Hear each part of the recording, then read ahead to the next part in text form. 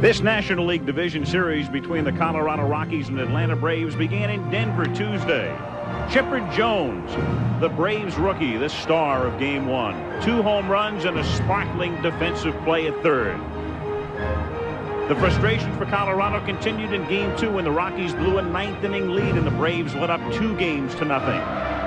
In Atlanta last night, Colorado led going to the 9th, but the Braves tied the game only to see the Rockies rally in the 10th to extend the series.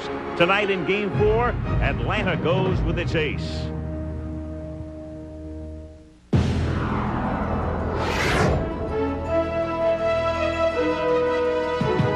Atlanta, the host city for the 1996 Summer Olympics, and it's a beautiful day in the Georgia State Capitol.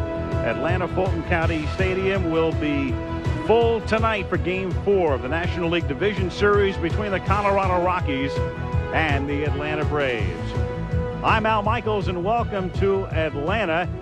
In this series, the road team has won every game and in dramatic fashion, as the Braves broke a 9th-inning tie in Game 1 on a Chipper Jones home run to win it. Then in Game 2 at Denver on Wednesday, the Braves got 4 in the 9th inning to come from behind and win it. Last night, the Braves, looking for a sweep, tied the game, had the winning run on base in the 9th inning, couldn't get it home, and the Rockies picked up 2 in the 10th to extend the series to at least a 4th game. The winner of this series on to Cincinnati on Tuesday for Game 1 of the National League Championship Series. And Tim McCarver, the Colorado Rockies tonight, go with a man who's won 2 Cy Young Awards, but he's been shaky lately. Brett Saberhagen. It's the same name, but Willie pitched the same game. Cy Young Award winner back in '85 and '89. And when you think of the Rockies, you think of what's in a name. The Colorado Rockies, of course, named after the Rocky Mountains, but in this series, they could very well have been named after Rocky Balboa, the hero of the Rocky movies, because the Atlanta Braves have certainly been the Apollo Creeds of the National League over the last 4 years, their 4th straight year in postseason. Think about it. There were 5 Rocky movies, and the Atlanta Braves, when you think of that clinch of Apollo Creed, you think about there's not going to be any more rematches, and Greg Maddux is going to try to see to that. Well, he's going to try to knock him out. That's right. Going to try to do it. Knockout punch. On to Cincinnati, and let's turn now to Jim Palmer and talk about the fact that Greg Maddux goes to the mound tonight. A spectacular season again, but he works on 3 days rest. Yes, he does, and for the first time this year. Now, I don't think that's going to bother him, because over the course of his career, he's 14-5 on 3 days rest. How good is Greg Maddux? Somebody asked Bobby Cox, the manager of the Braves, do you feel comfortable pitching a guy that's 19-2? He said, I feel comfortable pitching him anytime he goes out there. How good was he?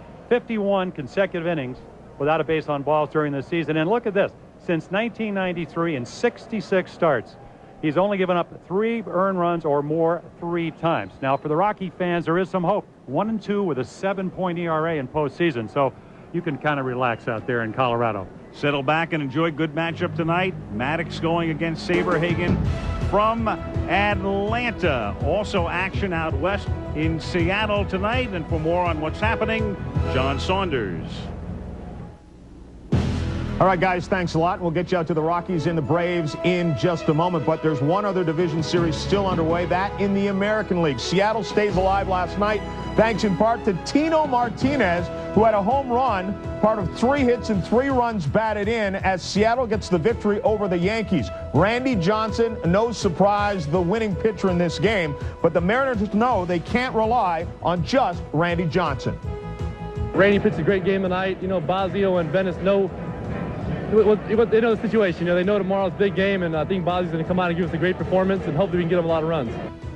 Ken Griffey Jr. has 3 home runs in this series, but he's facing Scott Kamenicki tonight, who's 6-1 lifetime against Seattle, 4-0 at the Kingdom. That game is coming up, so we'll keep you up to date with scores and highlights on that one, and we'll get you out to the Braves and the Rockies in a moment after this ABC News Brief and a word from your ABC stations.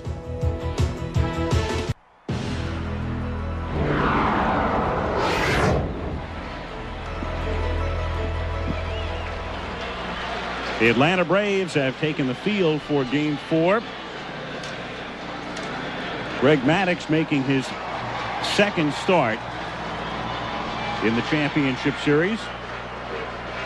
Did not have a decision in Game 1, working 7 innings and giving up 3 runs, 9 hits. He walked 2 at Denver and did not have a strikeout. And here is tonight's Budweiser Colorado Rockies starting lineup. Eric Young leading off at second base. He homered last night. Mike Kingery bats second, the center fielder. Dante Bichette, a tremendous year in left. Larry Walker in right field. Andres Galarraga, one of the big heroes last night, driving in the go-ahead run in the 10th at first. Vinny Castilla hit a home run last night, bat sixth. The catcher is Joe Girardi. The shortstop is the steady Walt Weiss. And we'll keep a very close watch on Brett Saberhagen when he takes the mound. Defensively, the outfield of Klesko, Grissom, and Justice. In the infield, Chipper Jones starts at third, and Rafael Belliard at shortstop with Lemke at second base. Belliard getting the start at shortstop. Jeff Blauser shaken up earlier in the series and was listed as possible prior to the game tonight, but Belliard gets the start. McGriff at first. You've got O'Brien back of the plate, and on the mound is Greg Maddux. Saberhagen has finished his warm-ups, so Brett in the dugout making his first postseason appearance since the 7th game of the 1985 World Series when he was with Kansas City and shut out St. Louis. So the Rockies trying to keep it going. Down 2-1. Eric Young to start things in the first inning, and the first pitch of the game is a strike. Frank Pulley is the plate umpire. Bruce Fleming at first, Gary Darling at second, Ed Montague at third, Bob Davidson down the line in left, and Eric Reagan right. Maddux missing away. 1 ball, 1 strike. Yeah, I think one of the constants that you're going to see from Greg Maddux, he will not walk very many people. 209 2/3 innings, only 23 walks. And that's looped into shallow center field, and it drops in for a base hit. Eric Young with his 5th hit in the series. And so the speedy second baseman is at first base with nobody out, and Mike Kingery, the center fielder, coming up.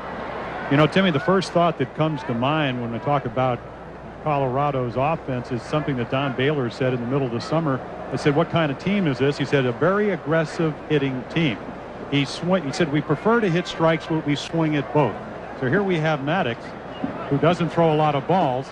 And, you know, he's only lost twice this year, going 19-2, and one of those times was up against Colorado in Colorado. Back in mid-May.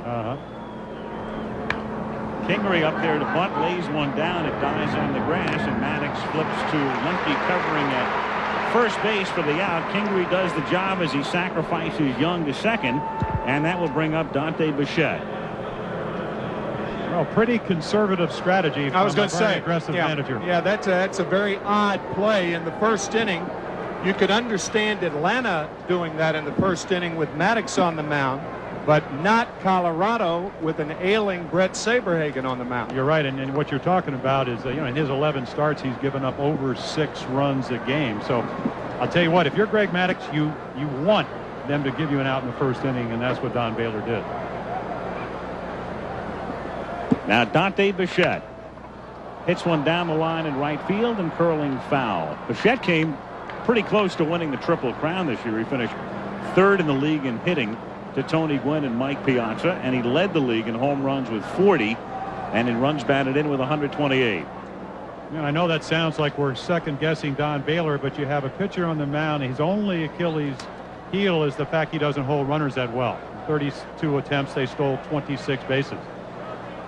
And you got a guy at first, and now at second, that can run. I mean, I got to think that Colorado, to beat Maddux, is going to have a big inning along the line, and that is very difficult to do under normal circumstances, especially when you come out of that bullpen, you don't really have your feet on the mound, and they give you an out. 1-1 in the first inning. Maddux bluffing Young back to second.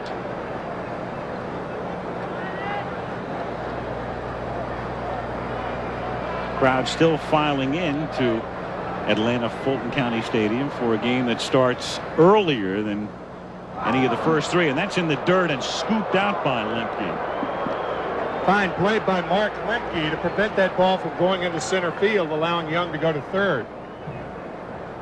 In between hop, backhanded by Lemke. Fine play. It's almost like the crowd here expects the game to start at 8 o'clock instead of 7 o'clock. I was thinking the same thing. That's fouled away. And the count 1-2.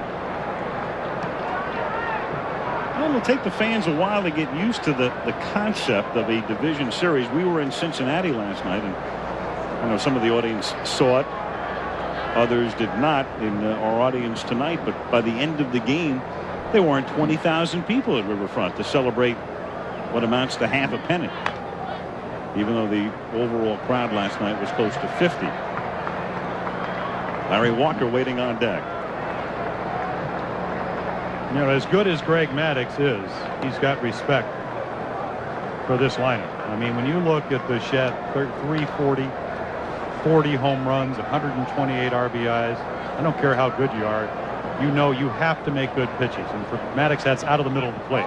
There goes Young, and he gets such a good jump, there's no play at third. So Young, who stole 35 bases during the regular season, with a single, bunted to second, and now the Rockies have a man at third with 1 out, and the count 2 balls and 2 strikes on Dante Bichette. 78% of the runners that have attempted to steal have stolen against Braves catchers this year. But as you saw, Charlie O'Brien, no play at third. Young with a tremendous jump, and now the infield in for Bobby Cox. Despite the fact Lemke was standing on second base, and that's grounded foul by the tap dancing Young at third.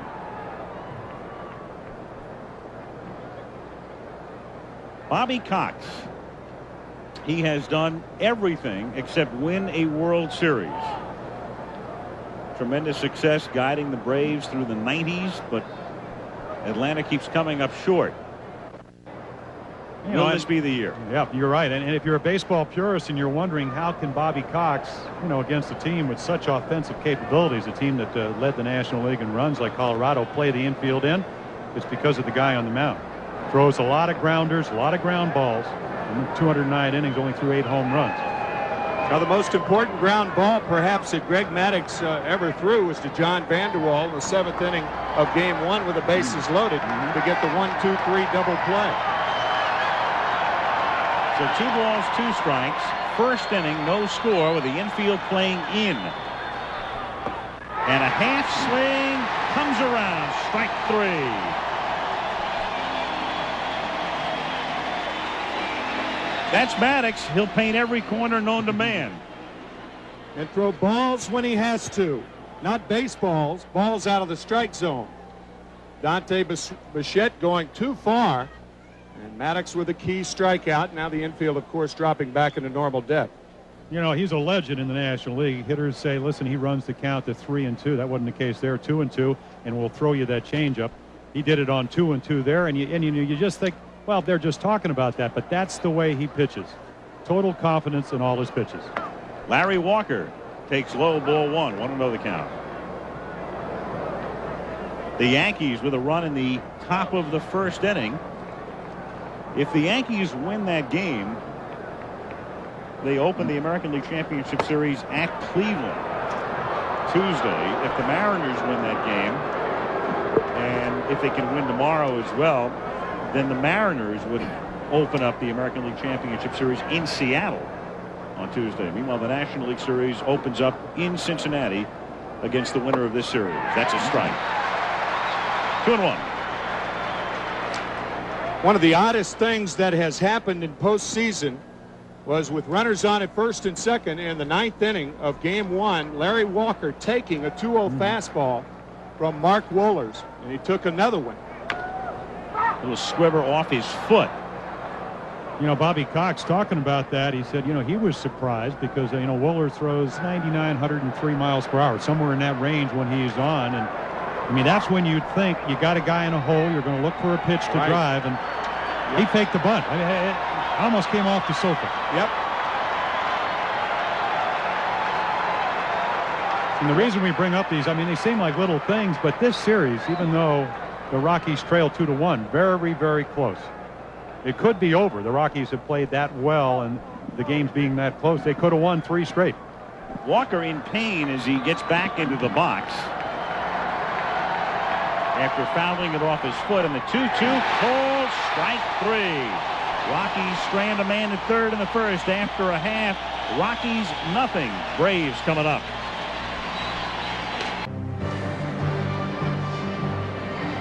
Brett Saberhagen going to the mound.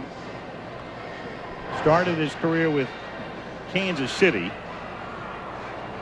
and then on to the Mets in 1992, and with the Mets through mid-year this year, and then picked up at the end of July. And here is tonight's Budweiser Atlanta Brave lineup.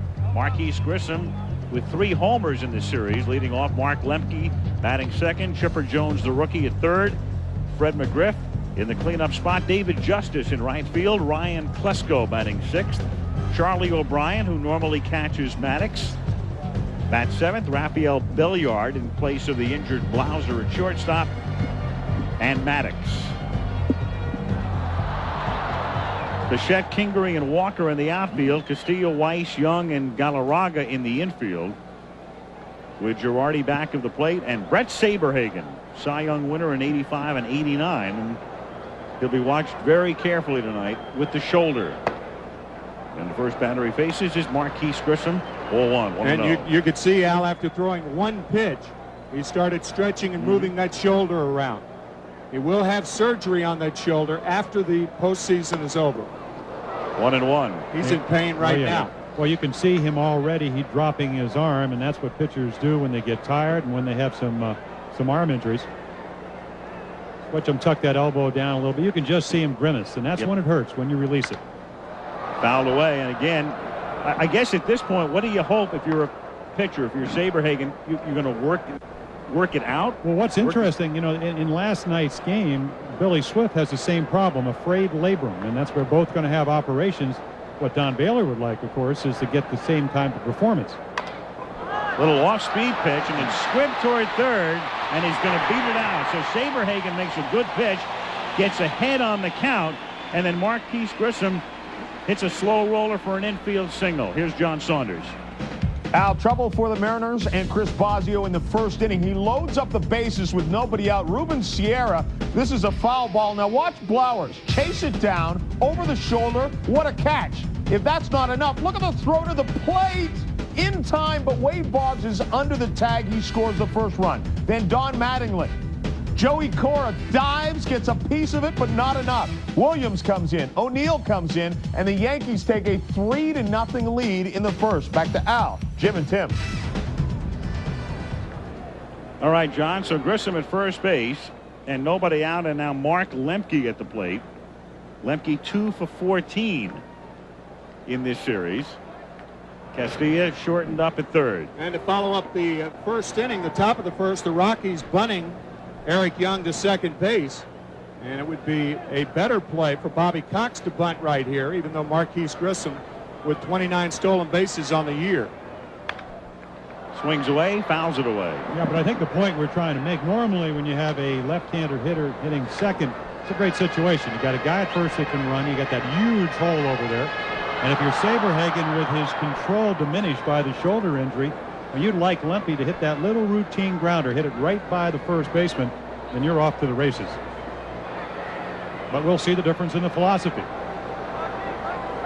if there is one.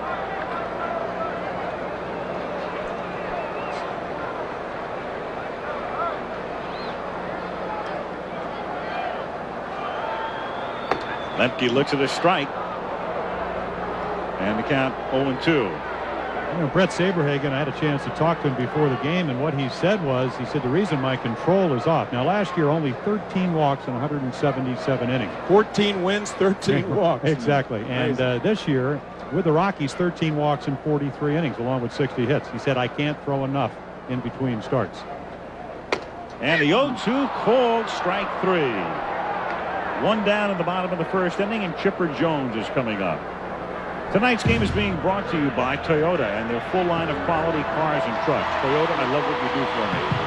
Network MCI, how to get modern communications technology working for your business. And Texaco Clean System 3 gasolines. So Brett Saberhagen trying to work through the pain. in the first inning with Chipper Jones at the plate. The switch hitting rookie, 6 for 15 in this series, hit .265 during the regular year, and either Jones or Hideo Nomo will win the National League Rookie of the Year award.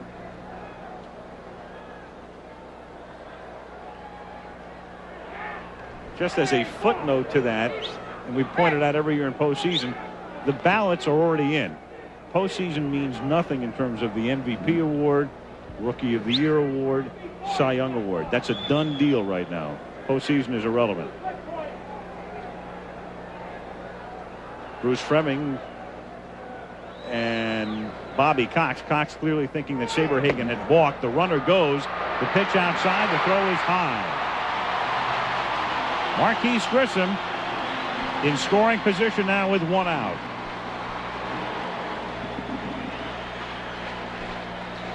What a jump and what acceleration by Grissom. Jones doing his part by taking the pitch. No chance for Girardi to get Grissom on that play. Yeah, you get a good idea of how good a jump and how quick Grissom is because Saberhagen very quick to the plate. And Jones fouls it off. 0-2. You know, I think to answer your question, I didn't do it earlier, Al, is what if you're Brett Saberhagen, you hope happens, you get out there. I mean, it's always tough to get yourself up in the bullpen, even if you're, a 2-time Cy Young Award winner, because it doesn't matter. But when you get to the mound, adrenaline flow. I mean, the heat of the battle, you know how important this game is to Don Baylor and the Rockies. 1-2. And if you're Baylor and the Rockies, among other things, I mean, to advance, you're going to have to win not only tonight, but tomorrow night. He has a 12-man rotation. But if Saberhagen would have to come out in the first or second inning, he would probably be compelled to pitch Kevin Ritz in relief to try to stay close in this one. And that would mean Ritz would not pitch tomorrow night. He'd have to find another starter, probably Brian Recor, the rookie. And Ritz would have to pitch tonight on 3 days rest. I'm not sure how many times he's done that this season. 2-2 off-speed foul back. So the Braves, when you think about it, would have a very clear-cut advantage in a lot of ways, up 2 games to 1, considerably more experience, and the fact that they've got Maddux tonight and, if necessary, Glavine tomorrow against the sore-shouldered Saberhagen tonight and Kevin Ritz tomorrow. Yeah, but Bobby Cox, who we just saw, knows you still got to win on the field. And down he goes. So Saberhagen, who started with grimaces after the first 4 or 5 pitches, comes back to strike Lemke out and strike Jones out, and it brings up Fred McGriff. And don't think that the Colorado Rockies don't know how important it is and how gutty a performance, even we're only in the first. So you got a whole bullpen and a whole team that is very aware that Saberhagen is gutting it out and getting the hitters out.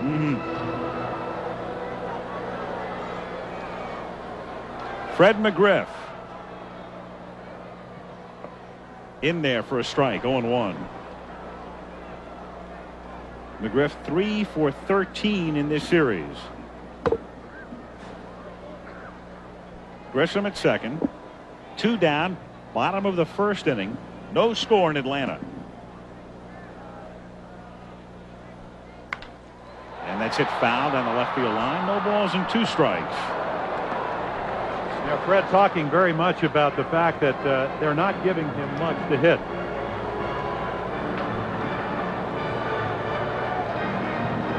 David Justice on deck, and they shouldn't give him much to hit in this situation with first base open. Gives you a little bit more flexibility, though Justice is really no bargain. Yeah, and it's really, you don't like to pitch around runners in the first inning, because if you do walk McGriff and Justice connects, big inning. Oh, yeah. Inside, 1 ball, 2 strikes. I think you're more inclined to go after hitters in the early innings, and then the pitch around comes from the 5th inning on. In particular with Maddux on the mound for Yeah. Atlanta. You don't want to give the Braves any extra opportunity under any circumstance. 2 balls and 2 strikes. You notice Saberhagen is sticking with his fastball and changeup. His breaking ball is the pitch that he says hurts the most. It's also a pitch that he can't control as well. Tough to bring that arm across in front of his body. And that's line to left field. Bichette started in, then backs up and one-hands it. Atlanta squanders a leadoff single by Grissom at the end of one. No score in Atlanta. Game 4, National League Division Series. The winner of this series on to Cincinnati to start the National League Championship Series Tuesday night. That is a best-of-7 series. It's a best-of-5. First to win 3, and the second inning begins with Andres Galarraga going after a Maddux breaking pitch. And that seems to be the best seat in the dugout, the top step of the dugout. Almost all of the Rockies out of their dugouts to watch the game. Galarraga spins it foul off the end of the bat. Andres last night drove in the go-ahead run in the 10th inning to make it 6-5. They added another run and won it 7-5 and 10. In the series, the road team has won every game. Well, you're looking at a guy that struck out 146 times in the regular season, and the only balls he's really gotten to in the series are the balls down.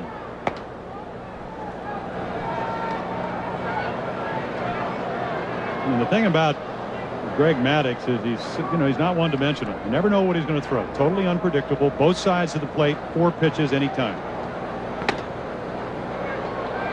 2-2. No pitcher in baseball uses both sides of the plate better than Greg Maddux. Rarely do you get a fat pitch to hit, regardless of the count. Broken bat. He shatters the bat. The ball winds up in center field, and the barrel of the bat was headed for the Rockies dugout. Bat boy picks up the handle. It's a good thing there's a lot of room in foul territory here. Well, you talked about fat pitches for Maddux. That is, looked like a high changeup, and Galarraga doesn't hit it well. A little bit up on the label, and that'll break the bat. But I'll tell you what, he will take the base hit. You trade a bat for a hit any day. Yes, especially when you're trailing 2-1 in the division series. Here's Vinny Castilla. And it's a check swing foul to the plate, 0-1. Now, you talked about fat pitches, Tim. Talking to Leo Mazzoni, who's the pitching coach, said that Maddux, I mean, for him, he was a pretty mortal pitcher up in Colorado, gave up 3 runs. One of them a 2-run home run to Castillo, and he hung a slider. He said the ball with a light air, altitude was very slick up there. I think down here in Atlanta, a little more humidity, he'll be back to normal. There he is, the guy that patented the rocking chair. Look at him, back and forth. He's done a wonderful job with a very, very talented pitching staff. No balls, 2 strikes the count. Castilla with a home run and a double off Maddux in game 1. And he grounds that one into right field for a base hit. Galarraga will stop at second. The Rockies have runners at first and second. And 3 hits off Maddux already in the game, with Joe Girardi coming to the plate. Boy, that is a rare mistake by Greg Maddux. Not that Castilla got the hit, but the location of the pitch. O'Brien is outside, and the pitch tails back over the fat part of the plate.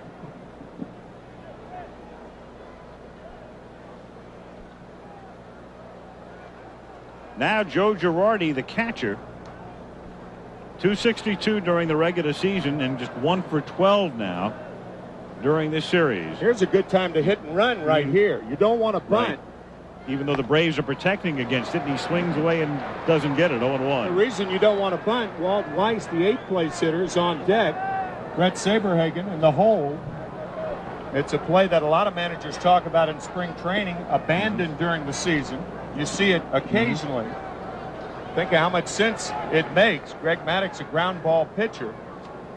Girardi, a good bunter. He had 12 sacrifices during the year. Throw through to second. They get him. Andres Galarraga gets picked off by O'Brien.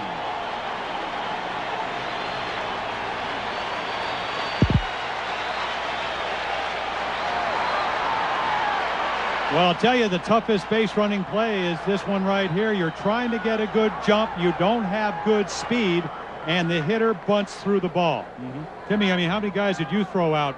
I mean, it's a perfect situation if the guy bunts through the ball. To be quite honest, not a lot. That's the reason you saw Bobby Cox looking angry. He wanted to know why it wasn't called a strike. I just don't understand a bunt in that situation. You have your 8th and 9th place hitter up, and your 8th place hitter is not your RBI man, certainly not Brett Saberhagen. Don Baylor with some strange strategy the first 2 innings tonight. 1-2 pitch away, 2 balls and 2 strikes.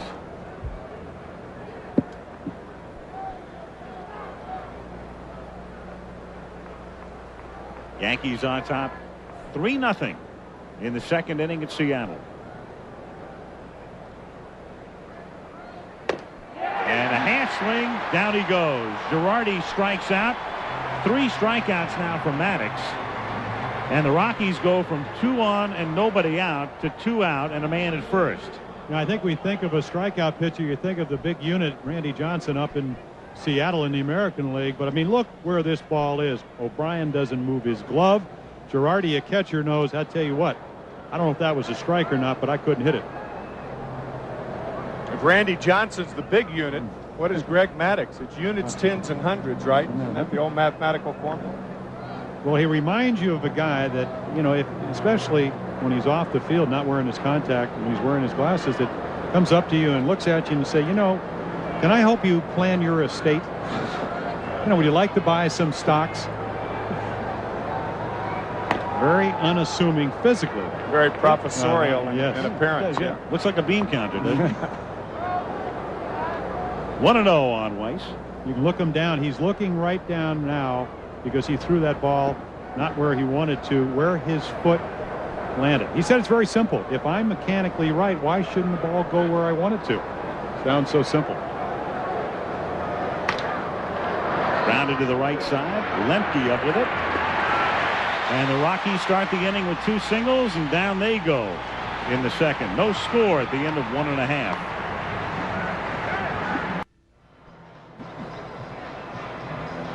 Rockies and Braves are scoreless as we go to the bottom of the 2nd inning. And David Justice to lead things off. Justice, Klesko, and O'Brien, the 5, 6, and 7 hitters facing Brett Saberhagen. Inside to Justice, 1-0. Braves an interesting mix. The veterans who've been here through the pretty good times, guys like McGriff and Justice and Lemke and Blauser, and then the new guys on the block like Grissom in his first year here after the trade, and the rookie Chipper Jones, Ryan Klesko, one of the new guys as it's fouled away. 1-1. Good blend. John Schuerholz, the general manager of the Braves, has done a fine job. You may remember he signed Sid Bream, Terry Pendleton. There's John in the foreground. Stan Kasten, the president of the Braves. Always putting the pieces together as Justice hammers one off his right knee, it looked like. David hoping his right knee has pieces in place. Boy, that had a smart. Well, you can see him wearing that shin guard or ankle guard because he does pull balls and, you know, very quick bat. But he's not wearing a knee guard. Look how far inside this ball is, and he just turns on it and drills. And then it just gives way on him. It's the inside of the right knee.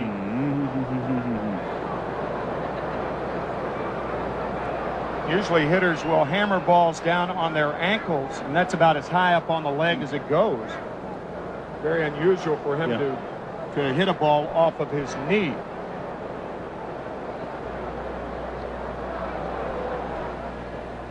Yeah, I can't remember a similar circumstance.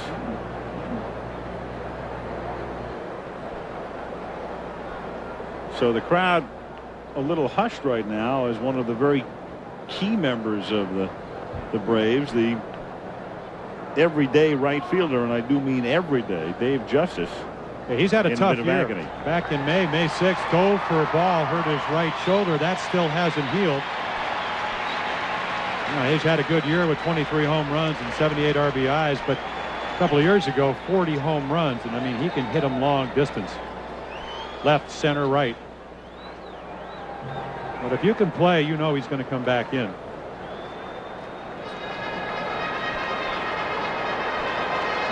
Jeff Porter, the assistant trainer for the Braves, was out there. Dave Pursley is their head trainer.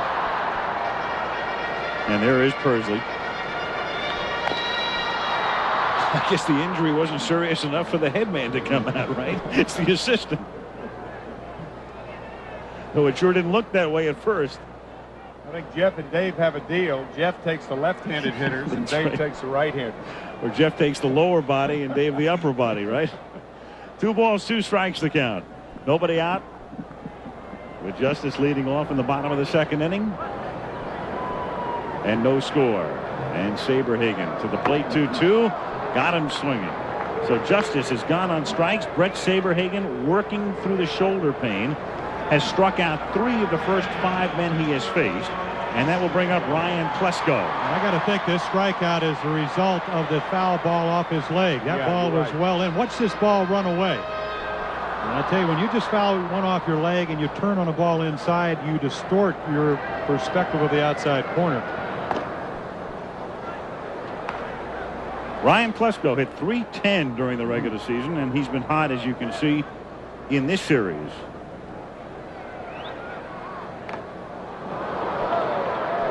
One and one.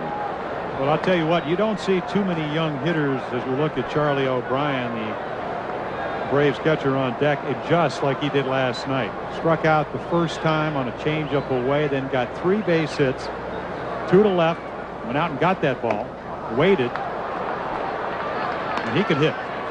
You know, he's got a little John Kruk in him, the way he does.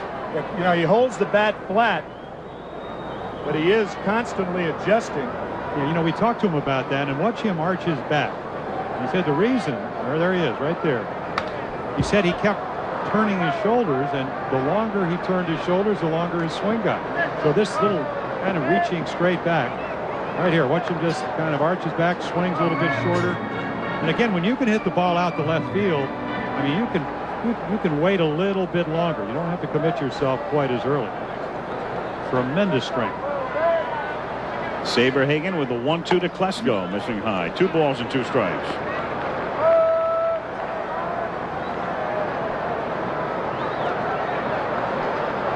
Bases empty, 1 out. Bottom of the 2nd inning, no score in Atlanta. Saberhagen traded right at the deadline. Remember, all of the teams in contention looking for pitching. The Angels wound up with Jim Abbott at around the same point. David Cohn went to the Yankees. And that's popped up into shallow left field.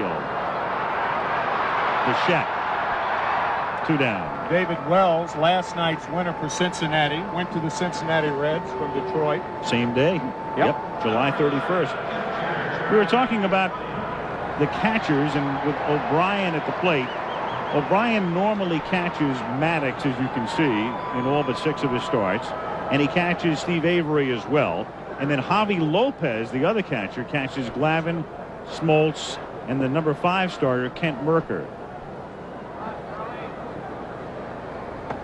So that's pretty much how Bobby Cox determines who will catch. And the one benefit of it is that the 2 are fairly even offensively, and it keeps each pretty well rested through the course of the year.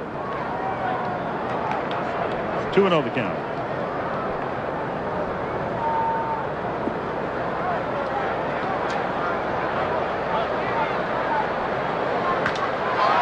In the air to center field and deep, and Kingery is there and makes the catch up against the fence 400 feet from the plate. So a long, loud out to end the 2nd inning. We go to the 3rd in Atlanta in game 4. No score.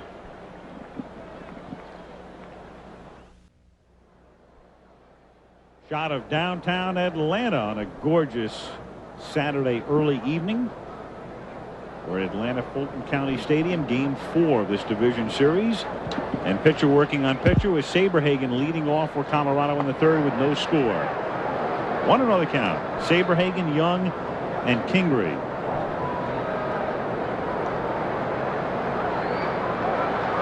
The top of the 2nd really backfired on the Rockies. They had the numbers 5 and 6 hitters reach with Galarraga and Castilla. Then the bunt attempt by Girardi resulting in the pickoff at second. Girardi striking out and Weiss grounding out. And among other things, not only do you squander a major threat, but now you have to begin the next inning as they do here with the pitcher leading off. Yeah, and you don't get that many opportunities against Greg Maddux.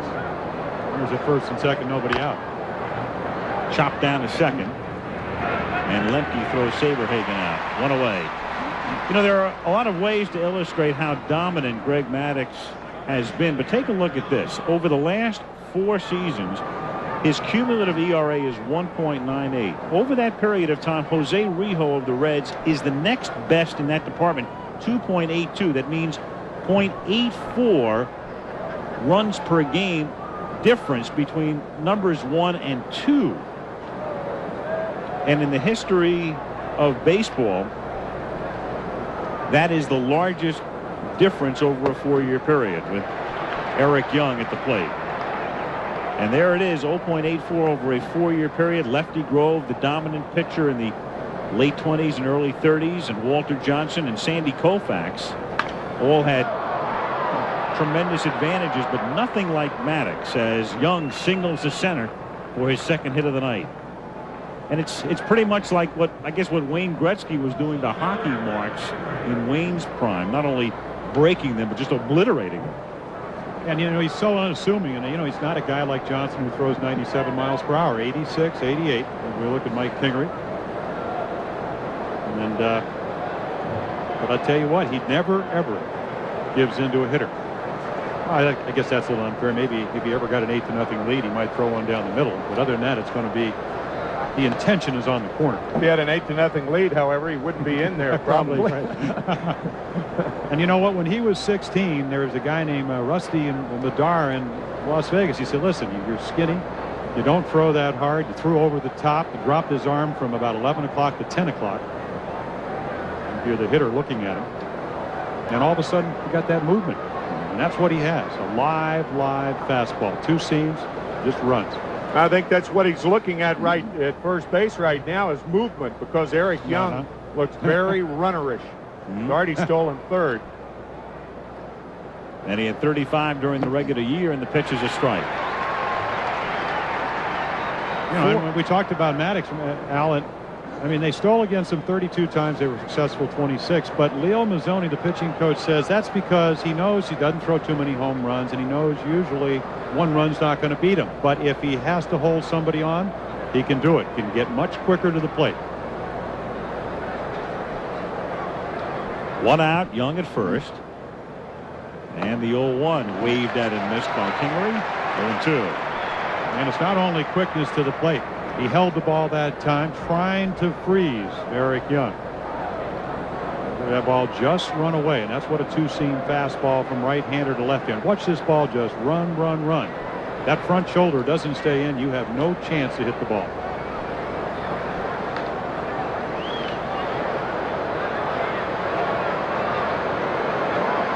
And the 0-2 is chopped foul. I'm showing you the dominance of Maddux over that 4-year period. And, of course, over that 4-year period, what he has done is won 3 Cy Youngs, and call me at home collect if he doesn't win a 4th this year. And the only question is whether it's unanimous or not. I don't see how it couldn't be. The only question is whether you'll accept the collect call or not. That is a big question. That's right. Yeah, what can we scratch that from the record? Since you have never ever answered the phone at home, your answering machine does it accept collect calls, your answering machine? You don't have the right number, James. Obviously not. 0-2 the count.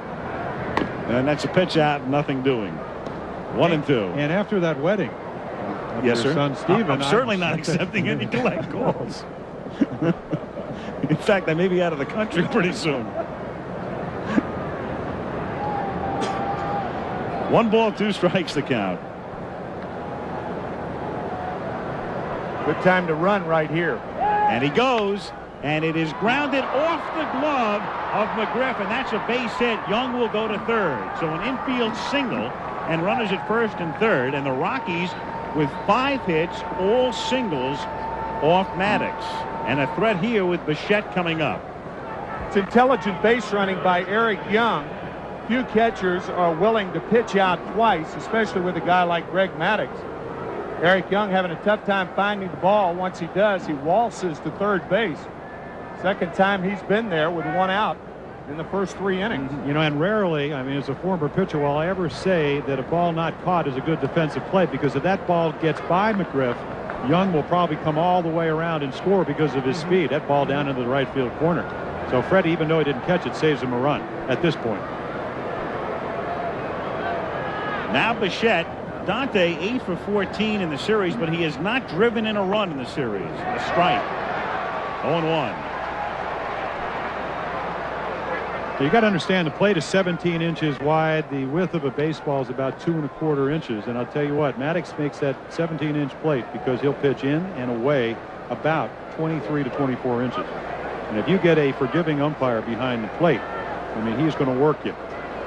Infield double play depth. And that's lifted to right field and down into the corner and curling. And it is a fair ball.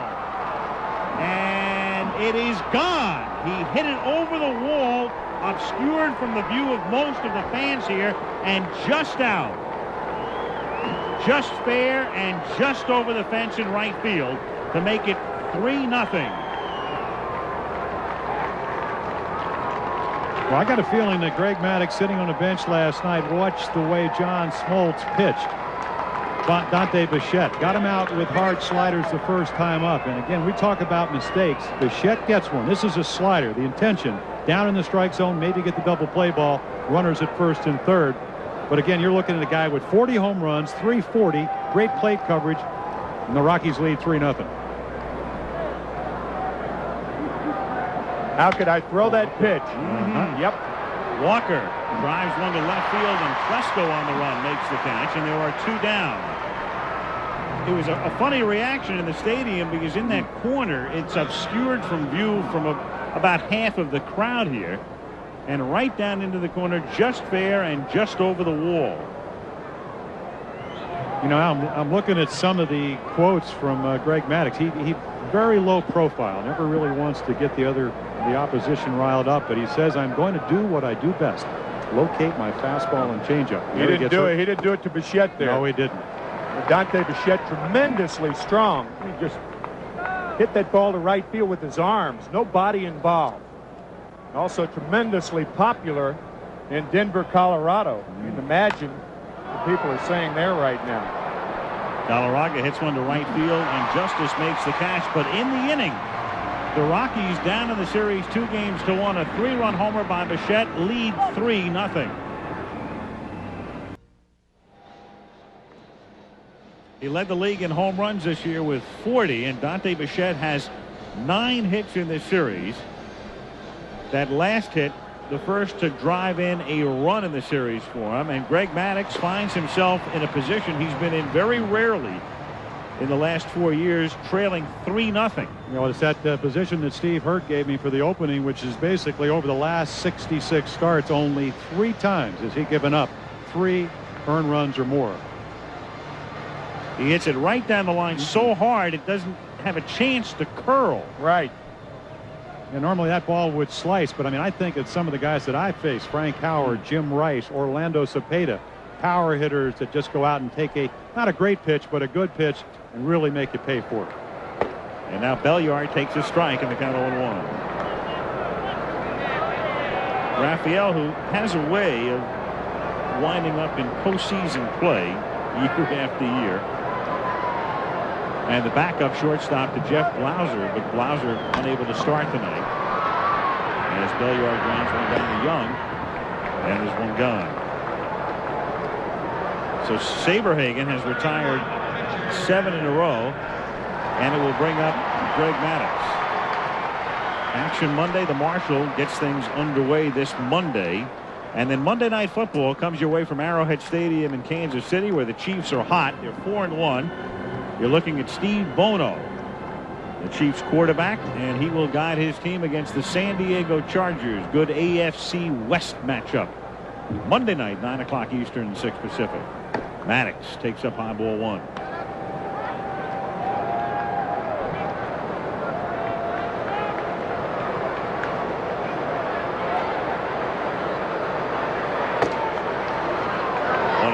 Braves need a guy like Natron Means now. They need some runners. They do. Pulling straight ahead.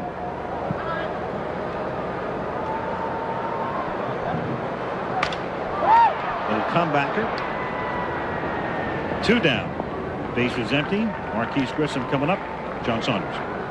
Well, Al, the Yankees and the Mariners, Chris Bosio had put Bernie Williams aboard, and then Paul O'Neill unloads. No question about this one. Gone for a 2-run home run, 5-0 lead. Bosio has been chased from the game in the 3rd. Al, Jim, and Tim. Well, isn't that interesting? That American League battle featuring the wild card team, the Yankees, who are now on the verge of winning that series and taking on Cleveland. The Rockies are the wild card in this league. And if the Rockies were to win this series, as Grissom fouls it away, it would rank. It's hard to say, you know, in baseball, you can translate upsets to the same degree that you can in some of the other sports, in particular football. But in the 3 years of the Rockies' existence, Atlanta is 30-6 against Colorado during the regular season. 30-6. Rocky Balboa and Apollo Creed. Yeah. And here are the Rockies trying to square the series with a 3-0 lead, and that's hit in the air to left field, and Bichette comes on and has to play it on a hop. So both Atlanta hits belong to Marquise Grissom, who is now 8 for 18 in the series, and it will bring up Mark Lemke. Even if the Rockies win tonight and Atlanta wins tomorrow night, Atlanta's got to start Tommy Glavine. That would prevent Glavine starting against the Cincinnati Reds. He's 14-1 at Riverfront Stadium. So you got Maddux, who might start next Friday. You lose Glavine. So this game is very, very important to Atlanta. And it would mean John Smoltz would start. Yep. Maybe Maddux on Wednesday. Maybe. Right. If he comes back on 3 days rest. What it does, though, too, is it precludes the opportunity to use either Maddux or Glavine 3 times in that series if necessary. Yep. Runner goes, and the pitch is hit in the air down the left field line, and curling foul. Well, this game obviously certainly not over, and you know, the Braves know that. They came back from a 3-0 deficit. If you're Greg Maddux, what do you do? I mean, you don't give up 3 runs that often, but you certainly have the capabilities of keeping the Rockies right where they are. And then you're a realist. Saberhagen, everybody knows he's got a bad arm, but so far a very gutty performance. Throwing the ball a lot better than I'd expected from what I heard talking to Don Baylor and Larry Bernard, the pitching coach. Line drive off the glove of Galarraga, who chases it down, throws to Saberhagen. No, safe at first.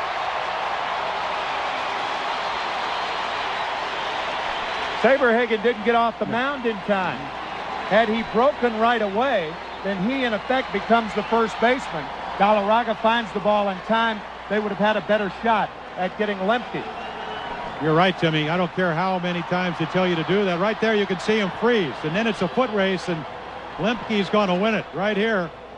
I mean, very, very close.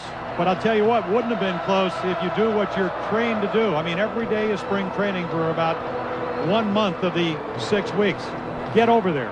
And that's what everybody yells. Of course, a very, very hard hit ball. Now Chipper Jones at the plate. Inside, ball 1. 2 out, 2 on. Bottom of the 3rd inning. Rockies ahead, 3-0. Yeah, one of those little subtle things. I mean, if you make the play, if you're the pitcher, you do your job, you get right over there.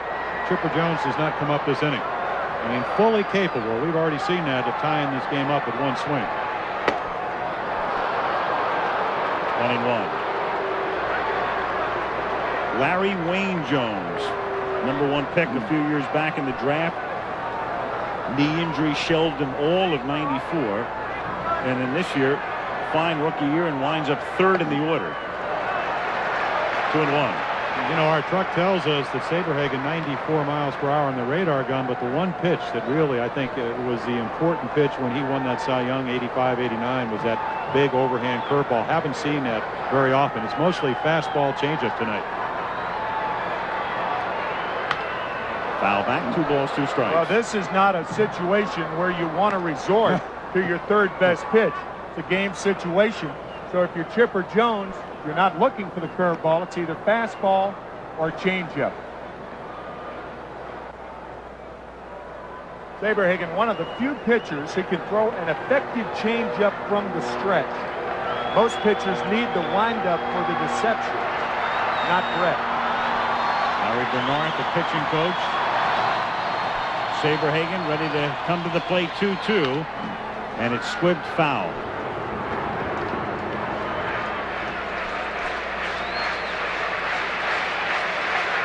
Chipper Jones, Larry Wayne Jones, his given name. Born and raised in Florida.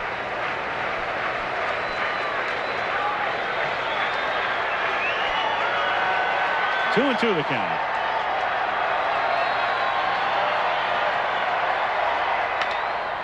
To left field and slicing away from Bichette, who dives, and it's off his glove. Grissom comes in to score. Lemke comes in to score. Jones has a double. It's 3-2.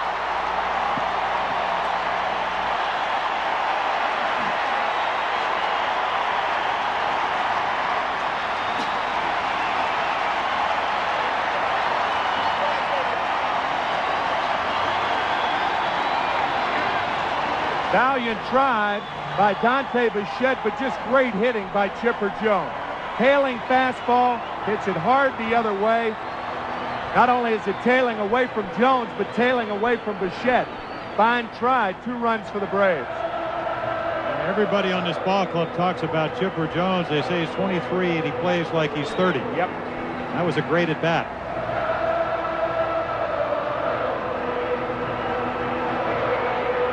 Now Fred McGriff at the plate. Fly to left in the first inning. Tying run at second. 1-0.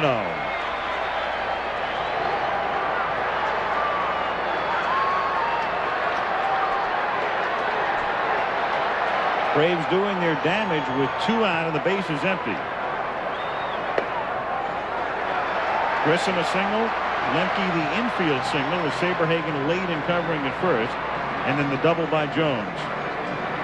That was a very, very important play. Saberhagen not getting over to cover first base.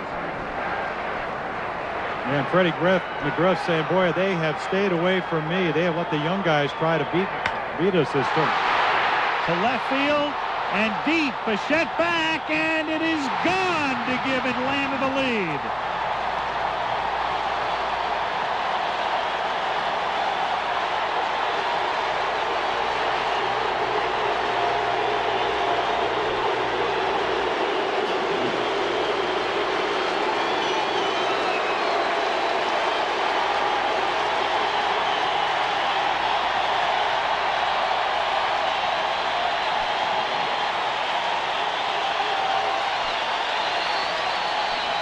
He had 27, his number during the regular season.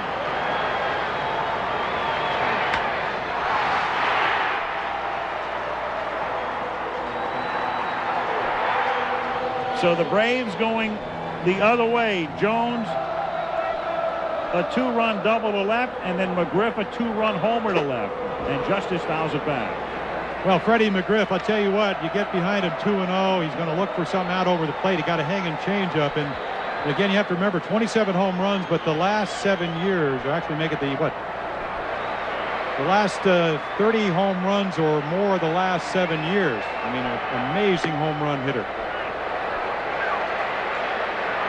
You don't see too many guys that will take a hanging changeup and wait and then blast it over the left center field fence. That's the ball you normally pull.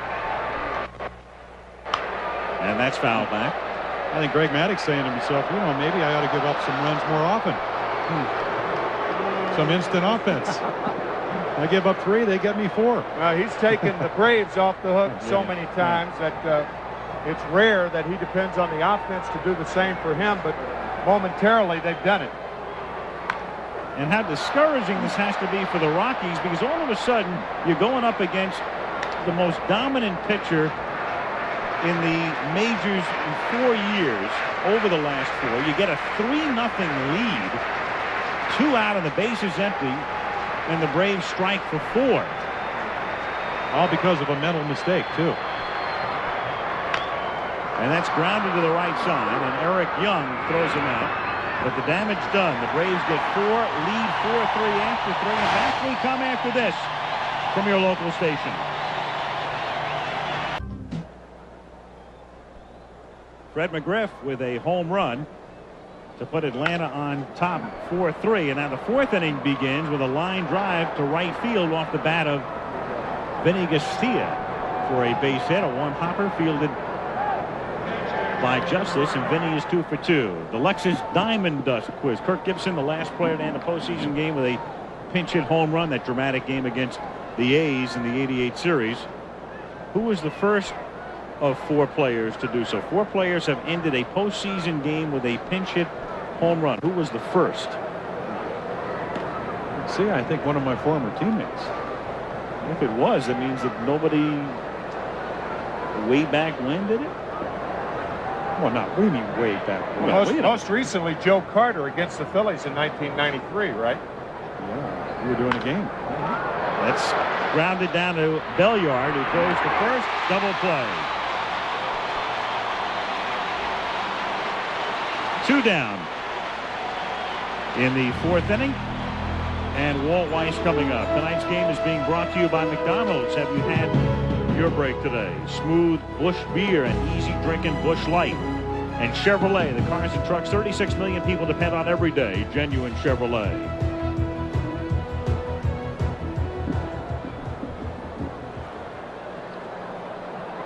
Walt Weiss grounded out in the 2nd inning. Strike. 0-1.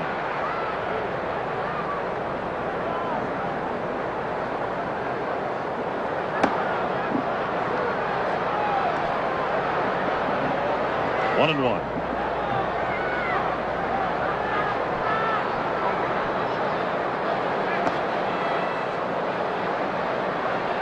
Two and 1 on the shortstop, who was a member of the A's World Championship team in 1989. Yankees leading, bottom of the 3rd, 5-0. 2-2. Yeah, you think of last night's game, Walt Weiss, great play. Score 5-5, runners at first and second, 2 outs. Ball took a bad hop. He stayed right with it, and the Rockies go on to win their first game of the series in the 10th. Ball 3, 3-2. Saberhagen on deck. 2 out, no one on in the 4th.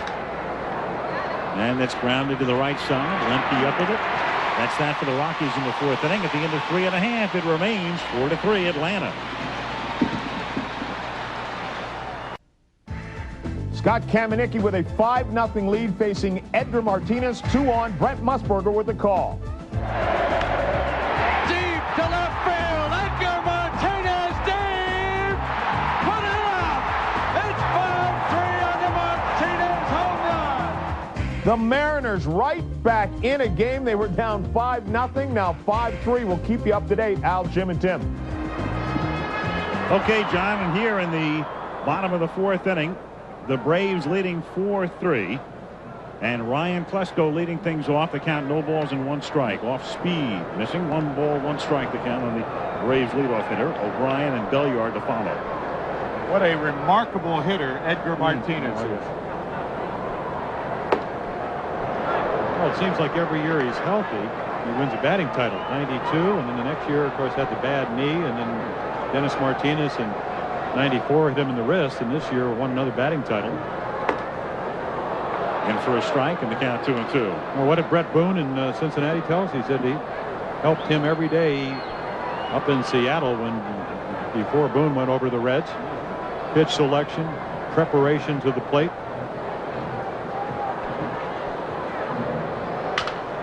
That's hit into center field for a base hit.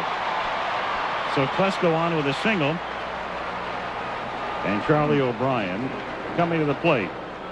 The Diamond Dust Quiz from Lexus. Who was the first of 4 players to end a postseason game with a pinch hit home run? We guessed it, by the way. You did? Between innings, and you don't know. Dusty Rhodes. Dusty Rhodes, 1954. You've got it. Giants against Cleveland. I said John Lowenstein, who won a playoff game, one of my former teammates, but We What did did I have know? we did have some hints from Steve Hurt. Yep. He didn't tell us the answer. But So Rhodes, Lowenstein, Kirk Gibson, and Joe Carter are the 4 guys. Foul back. That meant that nobody ended a postseason game. and Bill Mazeroski. No. That home run by Dusty Rhodes, by the way, 259 feet at the Polo Grounds. Bobby Avila, the second baseman, went back for the ball thinking he had a shot at it. Dave Pope, the right fielder, going over. Neither, of course, caught it. I used to always tell my second baseman to jump for the home runs I threw too. Just, you know, for morale. I don't care how far they went. Dave Pope, the right fielder for the Indians, by the way, that was the first papal visit by the Pope to New York.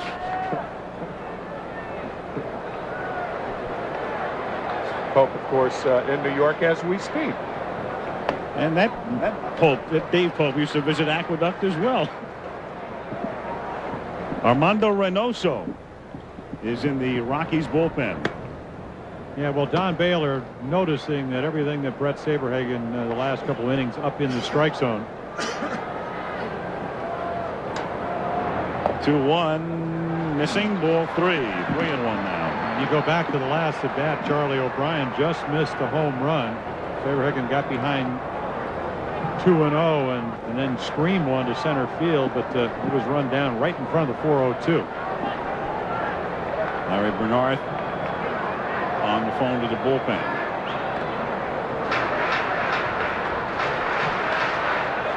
Let's go at first. No one out. Bottom of the 4th inning. Atlanta leading 4-3 as they try to clinch the series and advance to Cincinnati. Runner going as it's fouled away. 3-2. Okay, the Atlanta Braves have had remarkable offensive production out of their catchers. 24 home runs from the catching position. Charlie O'Brien with 9. Javier Lopez with 14.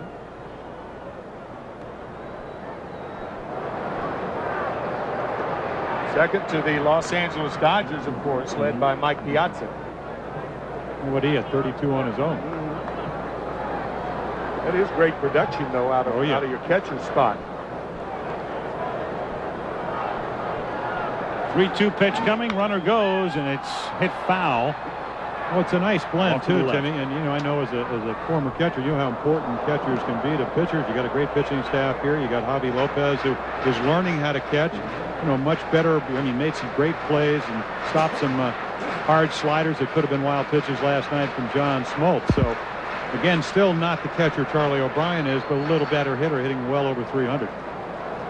Charlie O'Brien knows Saberhagen well. The two were with the Mets, so Charlie caught Brett quite a bit in 92 and 93. Klesko goes, and the pitch is fouled back again.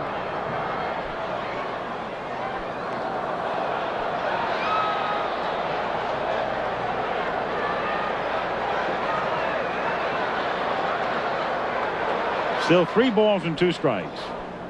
Northwestern beat Michigan, if you didn't see that rolling by, at Michigan.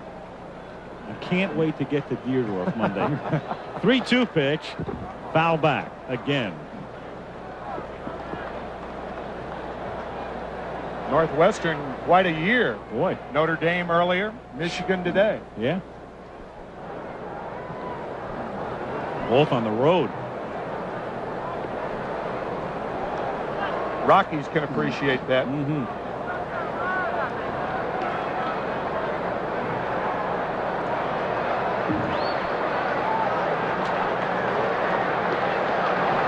Klesko goes again, and the pitch is popped foul back of first.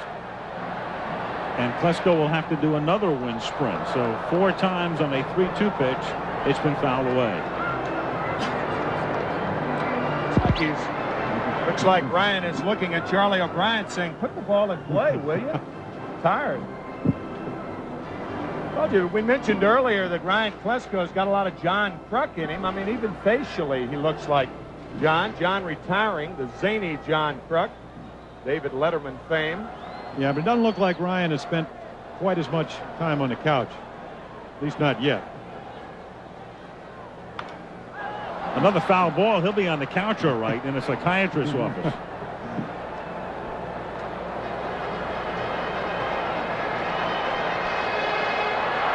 He can only laugh about it.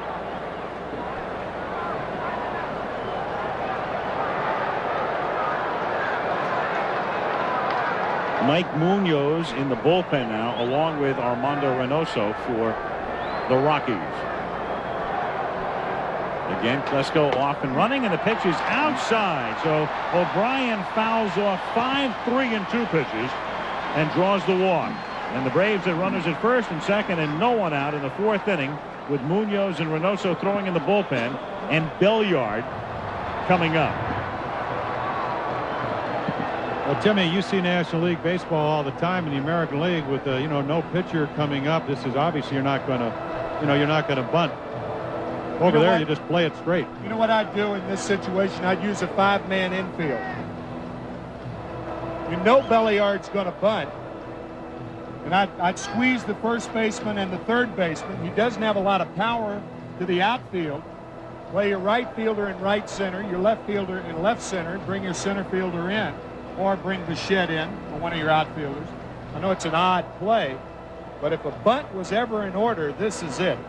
And if you think they're going to bunt, if you're Don Baylor, who do you want out there? Saberhagen, even though he didn't cover first and it cost him 4 runs, a much better fielding pitcher. Runners at first and second. Nobody out in the 4th inning, and he swings away and grounds it down to Young, who steps on second and throws, and it gets by Galarraga and winds up in the dugout.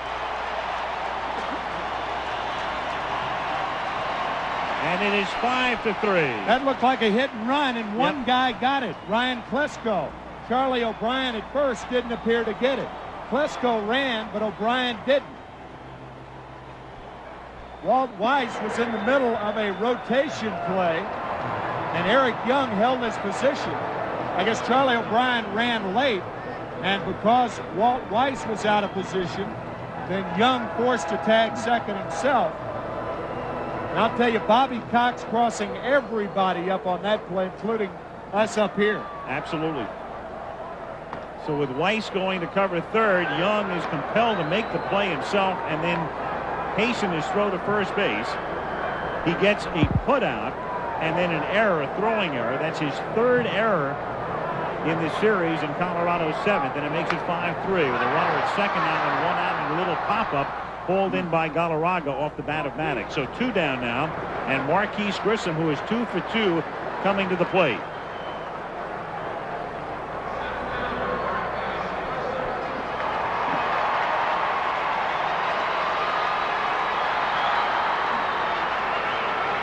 Here's Ryan Klesko on that play, looking back at Eric Young, and then walking home after the overthrow at first base, or underthrow as it was.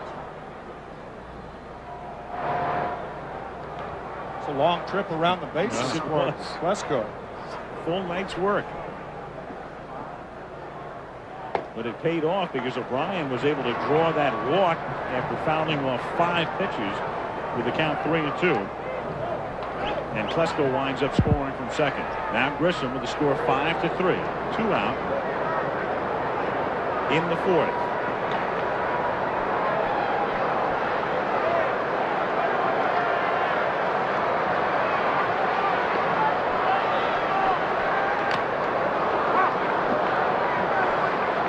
One and one.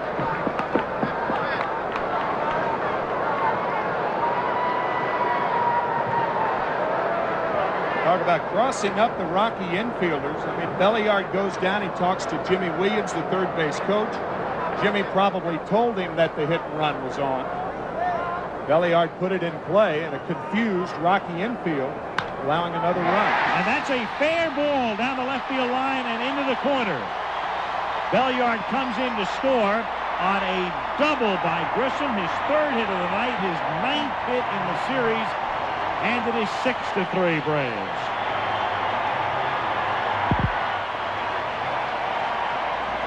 Well, Grissom not having a vintage year, hitting a little over 250, but I'll tell you what, he can hit. First year in Montreal, 298 with 19 home runs, stole 53 bases that year. He just rips it. And Bichette knows that it's an automatic double with that kind of speed. He's hitting them all. 3 home runs, 2 fastballs, and a curveball. Tonight, 3 for 3, as Al Michaels told you. Now Lemke at the plate. Baylor just has to hope that he can get out of the inning, and we'll explain why in a moment. As he finally does, he'll hit for him when the 5th inning starts, but with 12 pitchers, he has fewer position players. And he had to stick with them this far, 6-3. Well, the Rockies had a 3-0 lead on Bichette's homer off Maddux, but Don Baylor's team now trails by 3, 6-3, heading to the 5th inning in Atlanta. And Trinidad Hubbard will bat for Brett Saberhagen.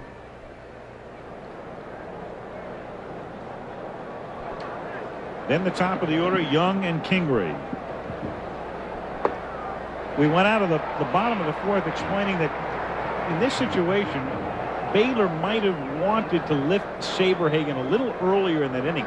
But remember what happened in the first game. Because the way the Rockies are constructed and playing their games, their home games at Coors Field, they've opted to have 12 pitchers on their postseason roster. What does that mean? It means only 13 others. And you know what happened the other night when they had a chance to win the game in the 9th inning? He was forced to have Lance Painter, the pitcher, come up with the bases loaded in the 9th inning against Mark Wohlers, and one of the great mismatches of all time.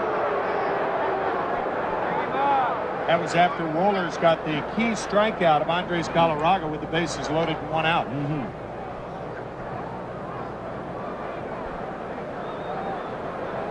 Speaking of Galarraga, Hubbard emulating Andres. Well, that stands. 1-2.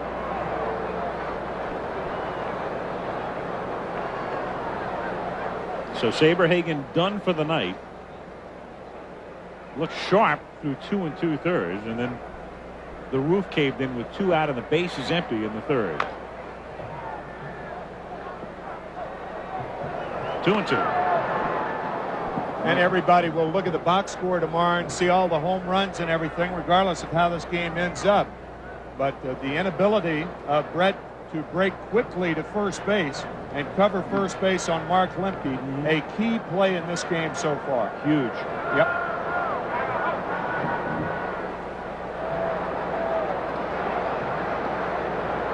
Yeah, it's an amazing sport when you think about it. Everything is chronicled. Everything is detailed. All of the numbers available, and yet something like that isn't factored into one statistic. Yeah, there are no huddles in this sport. Right. Well, actually, it is. It's factored into his earned run average. Well, it is, but it's not factored in the sense that anybody could figure out what really happened if they were just looking at numbers.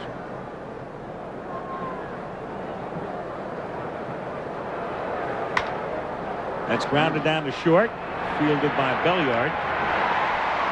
1 gone, and Eric Young coming up. Update time, John Saunders.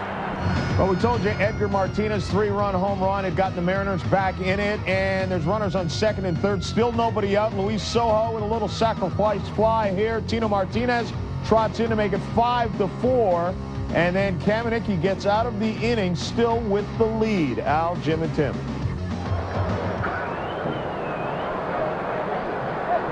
So the Yankees and the Mariners in a wild one in Seattle. Here, the Atlanta Braves trying to wrap up this series and then take 2 days off and begin the National League Championship Series in Cincinnati on Tuesday. Eric Young with 2 singles tonight, fouls it away. 1-1. In this series, Game 1, Chipper Jones, a game-winning homer in the 9th. Game 2, the Braves with 4 in the 9th, came from behind to win. Last night, Rockies won with 2 in the 10th.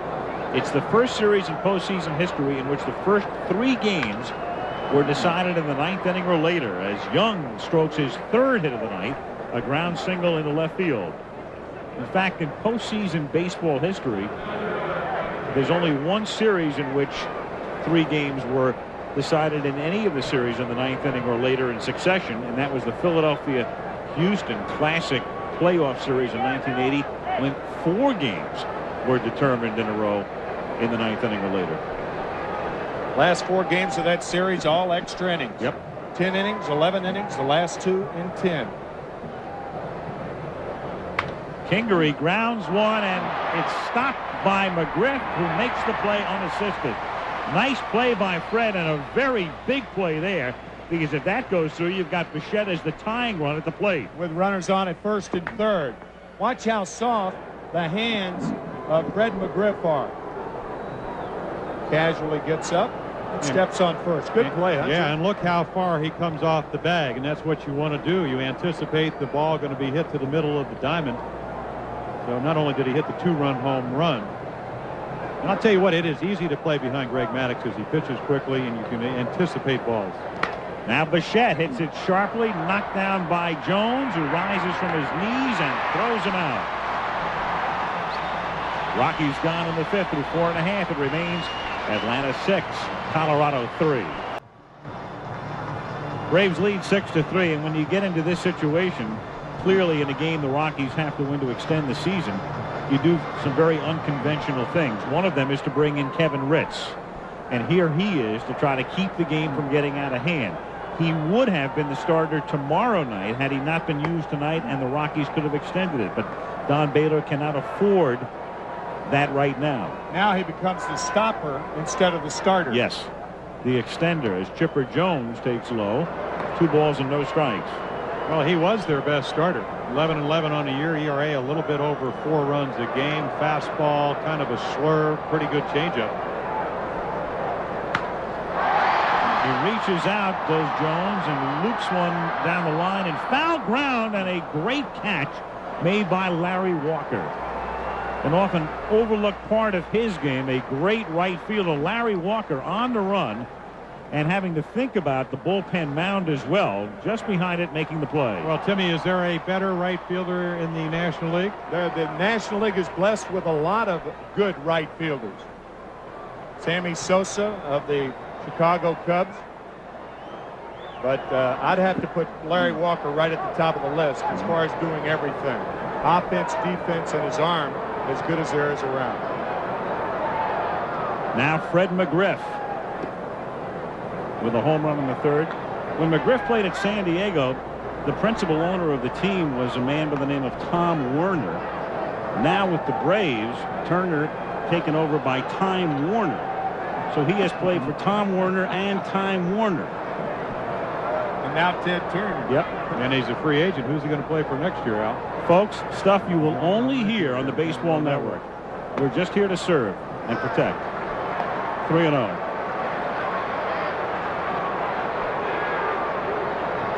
They also serve who only stand and wait. That's right. And he goes after a 3-0 pitch and drills it to the gap in left center field and gone. Boy, did that baby carry. 2 home runs tonight from McGriff.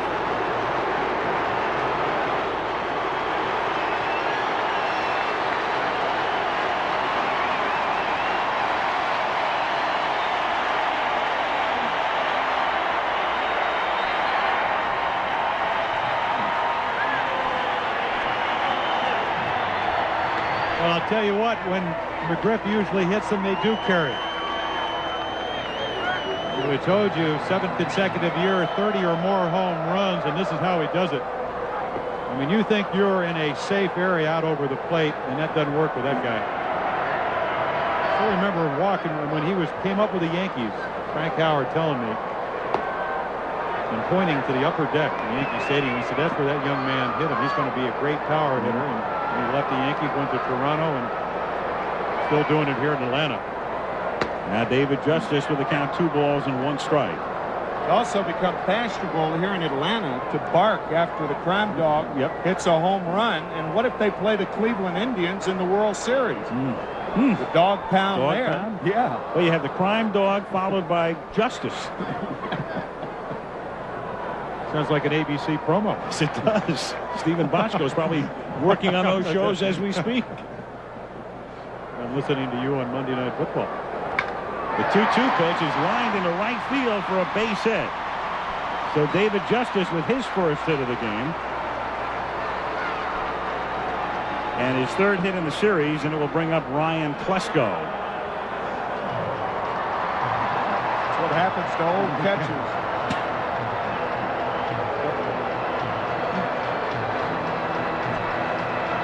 It's a different get up, huh? Yeah. 5-4 Yankees, top of the fourth inning. Mariners with a victory would extend it to a fifth game. If there is a fifth game, by the way, in either series or both, it will be brought to you tomorrow on ABC at 7 Eastern and 4 Pacific. If both series extend regional coverage, if just one series is going, it's a national telecast.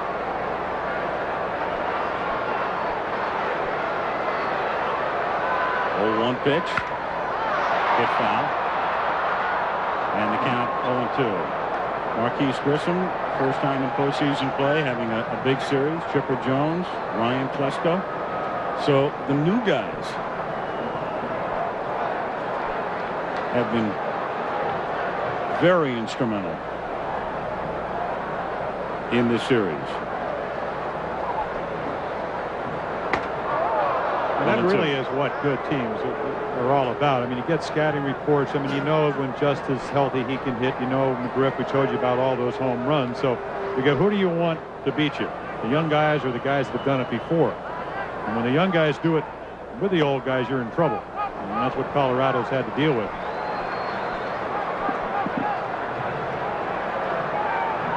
Two and two.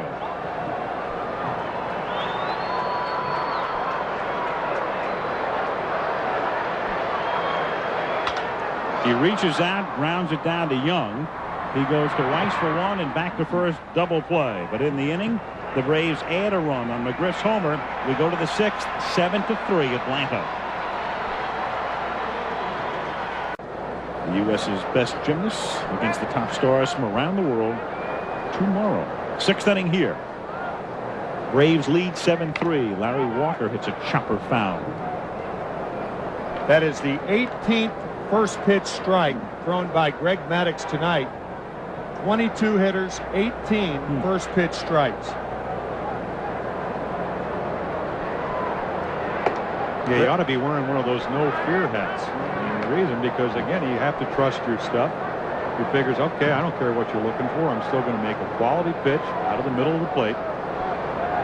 And the thinking behind that, Leo Mazzoni, the pitching coach, simply says that how many times, first of all, when you get ahead, it becomes a lot easier to pitch and more difficult to hit. And Maddux doesn't give up too many first pitch hits. About 30 this year, 30 plus, says Leo. He keeps a chart, of course, of all first pitch strikes, including or encouraging his pitchers to throw them. Maddux this year, in 748 batters that he faced, he had over 500 first pitch strikes. And here he strikes Walker out for the second time tonight looking. That's 4 strikeouts tonight for Maddux, who did not strike any of the Rockies out the other night in 7 innings in game 1. I mean, look at O'Brien's glove, and how do you get a hitter to give up on a pitch? Great movement. He thinks it's inside, and again, about 4 to 5 inches of the fastball just running inside and catching the inside quarter. Now Andres Galarraga, 1-0. I mean, think about that. That's about 2 out of every 3 hitters he throws a strike on the first pitch. We have a season. Our feature 2 of a kind. We like to take a look at guys at certain points in their career. Andres Galarraga and Bill Skowron. When you look at Skowron through 65, the Moose, the Yankee first baseman during the late 50s and early 60s, and the two would have very similar numbers at relative stages in their career. Age 34. And so you've got a cat and a moose. El Gato. That's what they call him in Venezuela. 2-2.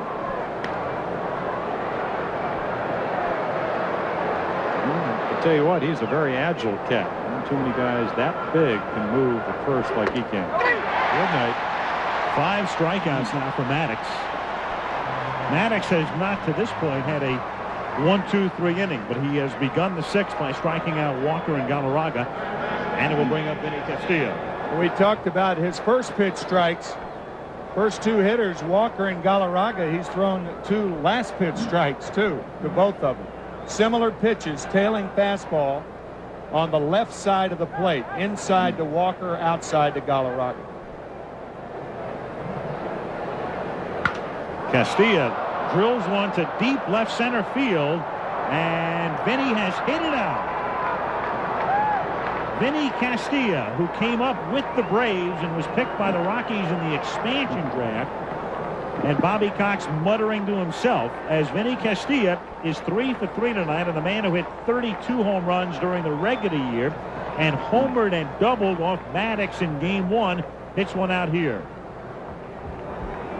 Yeah, Bobby Cox talking about Vinny, saying basically, I thought he'd be a guy that came up and played an okay shortstop, would drive in 80 runs, hit 18 to 20 home runs a year, but never ever a 30 plus and 100 RBI guy.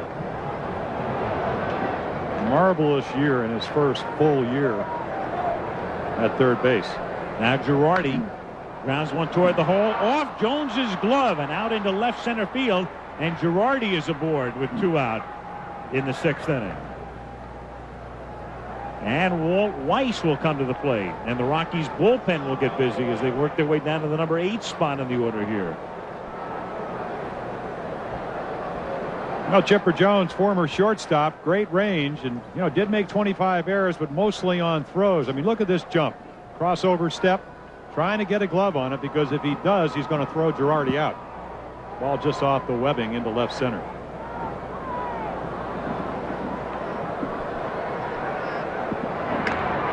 Hey, you wonder right now, with the Braves up by 3 runs, why McGriff would hold Girardi on at first base with a left-handed hitter up.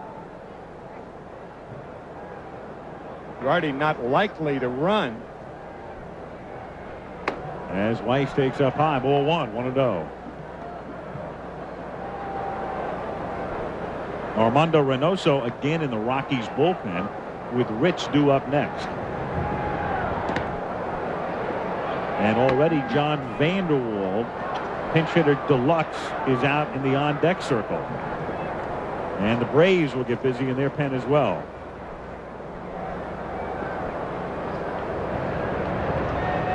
Like Brad Klontz and Pedro Borbon, the left-hander.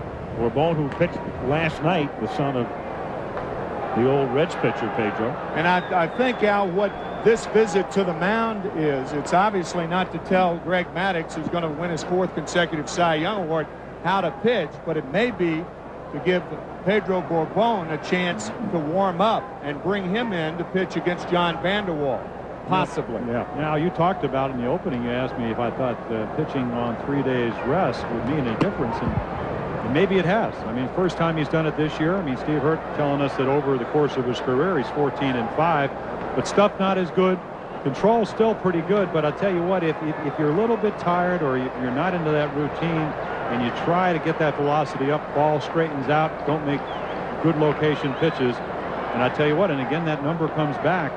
He's only given up more than 3 earned runs 3 times in his last 66 starts. Here's Weiss, and this is the 83rd pitch from Maddux, foul back.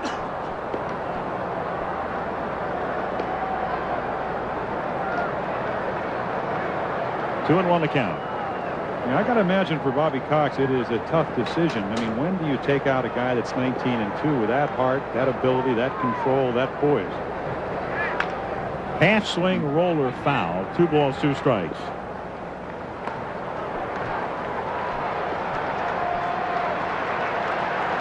Two outs, 6th inning. Braves on top, 7-4.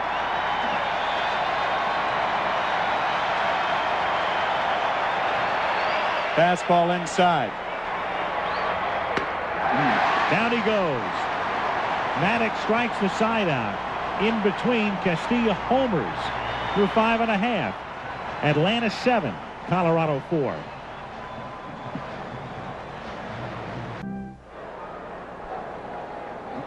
Back in Atlanta, Al Michaels with Jim Palmer and Tim McCarver. Game 4 of the division series. The Braves trying to win it and advance and leading 7-4. Kevin Ritz on the mound, and Charlie O'Brien takes a strike, and the count 0-1. O'Brien, then Belliard, and Maddux.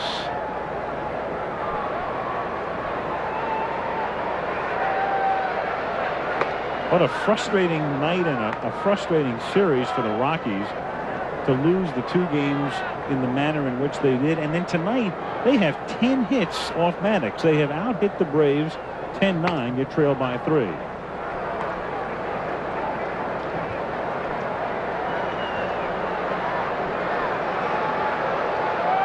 Don Baylor has managed the team since Game 1 in the history of the franchise. Lifted to center field. Kingery has room. Makes the catch. 1 gone in the 6th inning. And Belliard coming up. This 1995 Division Series game is being brought to you by Wendy's Spicy Chicken Sandwich. Get it while it's hot. MGM's new comedy, Get Shorty.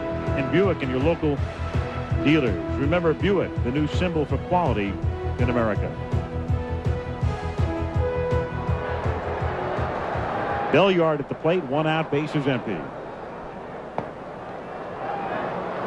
0-1. Don Baylor managing his first postseason team, of course, the Rockies, but he played for 5 postseason teams. That's a major league record. Think of being involved with 6 teams in postseason play. All 5 of his playing stints in the American League. How about that home run he hit in '86? Well, I mean, the Angels 1 strike away, and 5-2 lead. Mike Wick on the mound, and Baylor got him out of the game, and the Angels lost in Boston in 7. That's the forgotten home run as Belliard tries to bunt his way on with 2 strikes and goes down to the strikeout. 2 down. Everybody remembers the Dave Henderson home run, which actually put the Red Sox out in front. Then the Angels tied the game, and Boston won in 11 and went home and won the pennant. But Baylor's home run off Witt turned a 3-run lead into a 1-run lead. Greg Maddux, 2 out and the bases empty. Hits it in the air to shallow center field, and Kingery didn't see it that well when it left the bat as he started to run toward left field, and then has to come in, and Maddux dumps one in front of him for a base hit. Yeah, I think that too, Al. They're playing the Maddux way around right center field, and he doesn't hit it that well up on the bat, but he pulls it a little bit. And you can see Kingery coming from right center, and no chance as the ball drops fairly in front of him.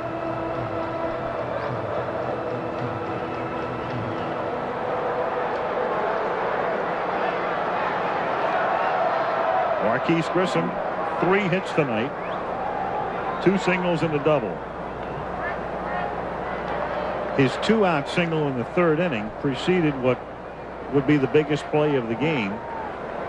Saberhagen tardy and covering first on Lemke's bouncer off Galarraga's glove, and that set up the Chipper Jones double and the Fred McGriff home run, and a 3-0 Rockies lead became a 4-3 deficit.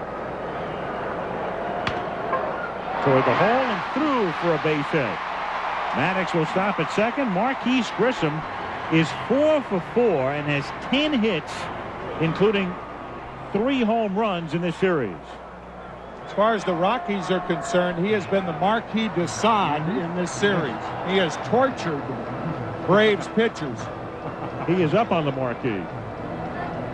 Well, I guess the irony, too, is that he could have been a Marlin. I mean, during the players' strike, when they were talking about having restricted free agents between 4 and 6 years, he had agreed, along with Kenny Hill, to a big contract with the Marlins. So it turns out that never really happened. And they came over to the Braves in a trade. Of course, everybody thought that just guaranteed that they'd win. Now it that has. fouls it away. And his contract's up after this year, and the Braves almost have to re-sign him, one would think. Marquise Grissom. Not our money.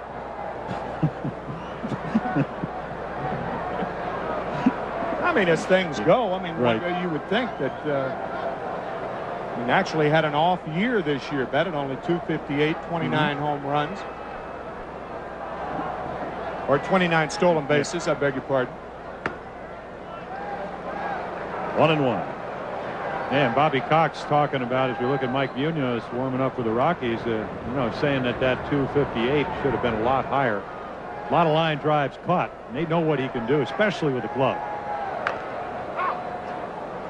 I mean, you got Klesko in left playing pretty regularly, and Justice, who, not a bad outfielder, but not great range. You need a fly hawk in center, and that's what Grissom can do. Won his second Gold Glove last year. I assume he'll win another one.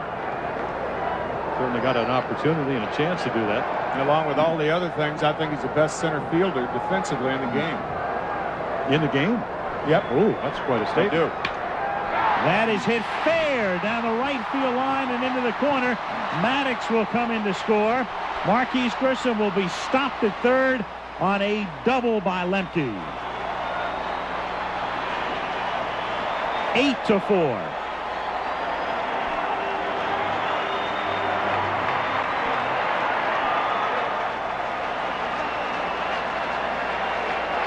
Looked like a slider on the inside part. Runners in scoring position in postseason play. Mark Lemke entering this game a .355 batter. Talking to him before the game, Timmy, he hit most of the year at the 8th position. Has loved moving up to second. A little more aggressive. How'd you like to hit in front of Chipper Jones and McGriff and those guys? They're going to get strikes to hit. And they'll walk Chipper Jones.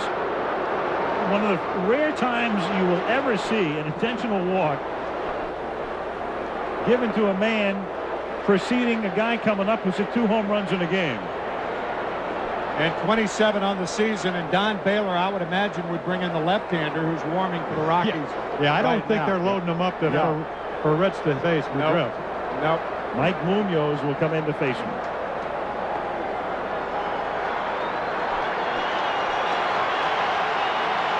Freddie McGriff coming up in the 3rd inning with the score 3-2. Colorado. He went the other way. And that 2-run homer made it 4-3. And then in the 5th inning, 1 out, bases empty. A replay. So now Munoz comes in.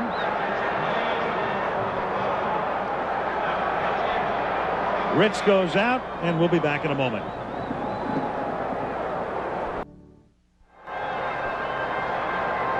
Eight to 4 Braves here in the bottom of the 6th inning. Mike Munoz, the 3rd Rockies pitcher, and a lot of appearances by the bullpen of the Colorado Rockies this year, Jim. Well, yeah, when you're last in the National League in earned run average, you're going to have to go to the bullpen. Yep. There's a lot of not really putting it on their pitching staff because very tough to pitch at Coors Field. But I mean, this reason, even though Munoz left-hander versus lefty, he has not had great success against left-handed hitters. 288. I mean, you like to see something like we saw in Cincinnati last night where David Wells pitched a great game, held left-handers to about 218.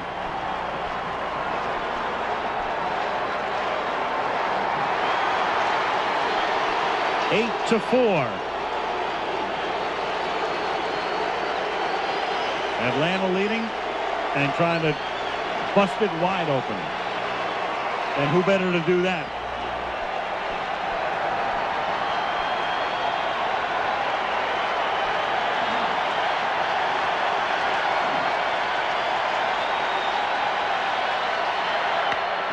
Ground ball right side and through for a base hit. Grissom scores. Lemke's coming home. The throw to third is not in time. 10-4.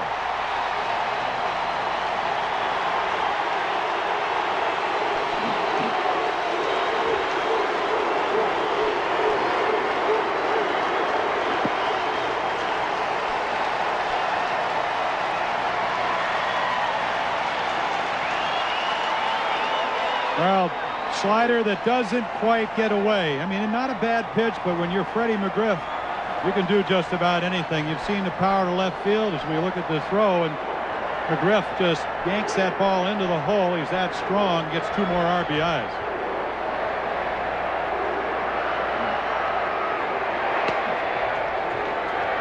Dave Justice takes outside. 10-4 Atlanta in the 6th inning.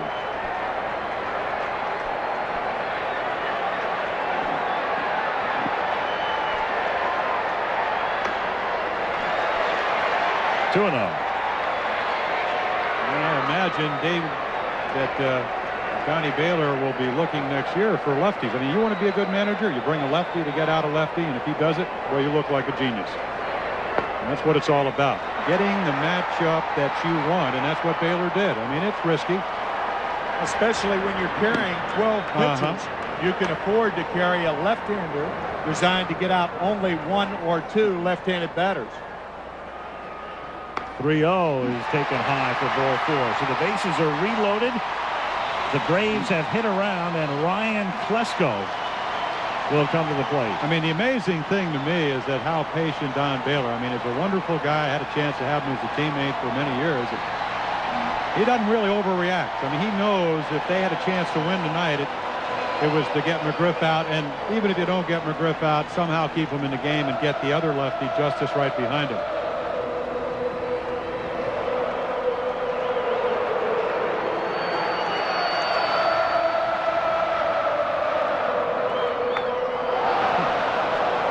Not that he was trying to hit it out or anything. Chipper Jones, the runner at third, the crime dog at second, and Justice at first.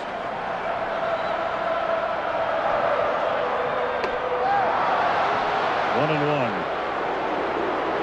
You look at the Braves tonight, they're 2 big innings, the 3rd and the 6th, and they both began with 2 out, bases empty.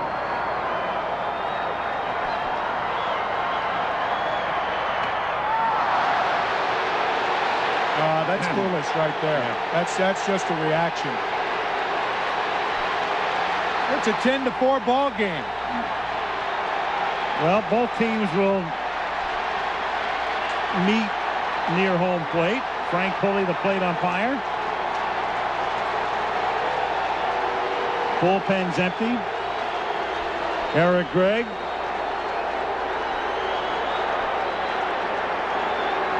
Well, we talked about the new guys and the old guys, and of course that's just an emotional outburst by a young guy that you're not throwing anybody. Bases loaded, down 10-4.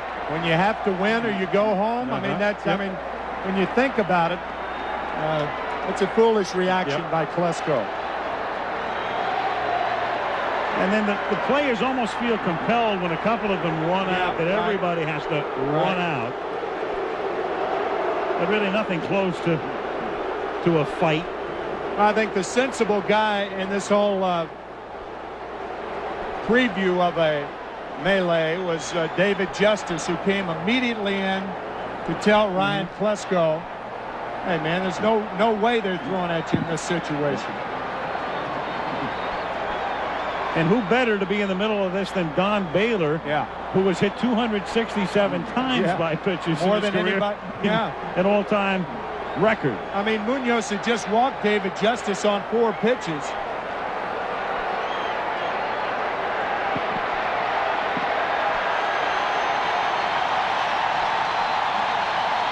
So as player resumes the count, 2 balls and 1 strike.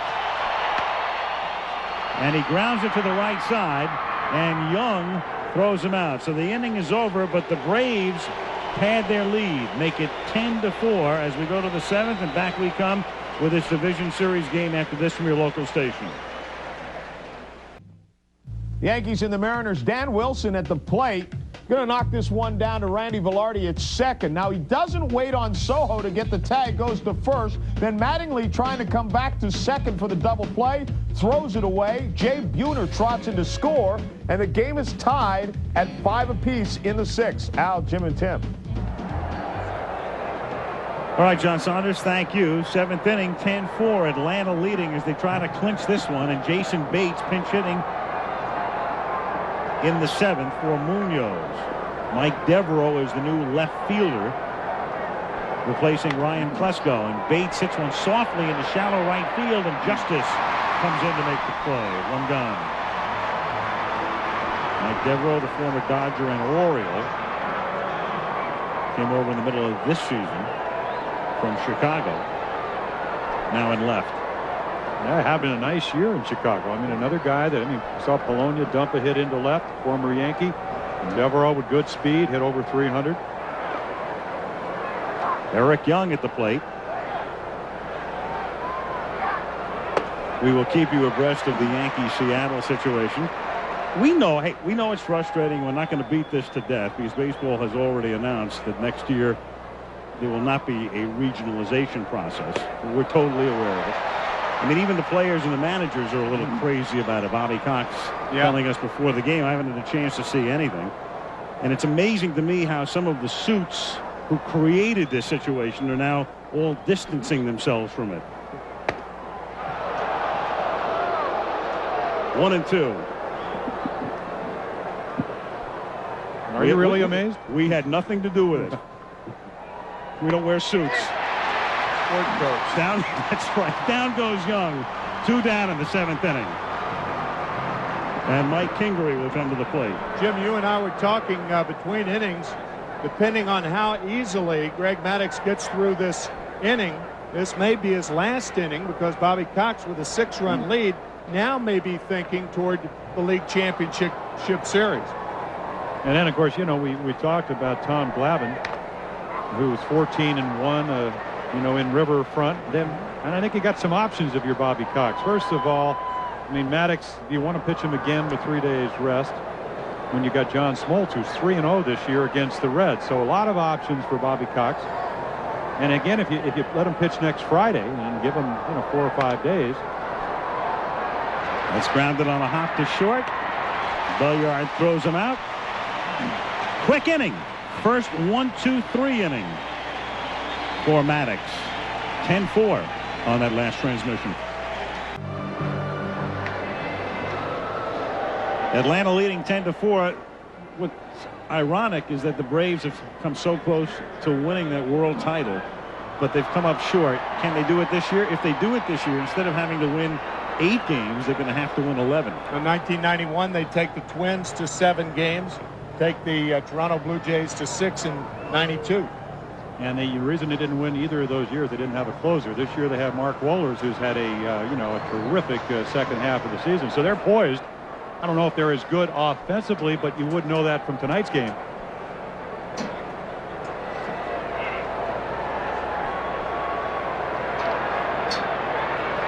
Charlie O'Brien leading off in the bottom of the 7th.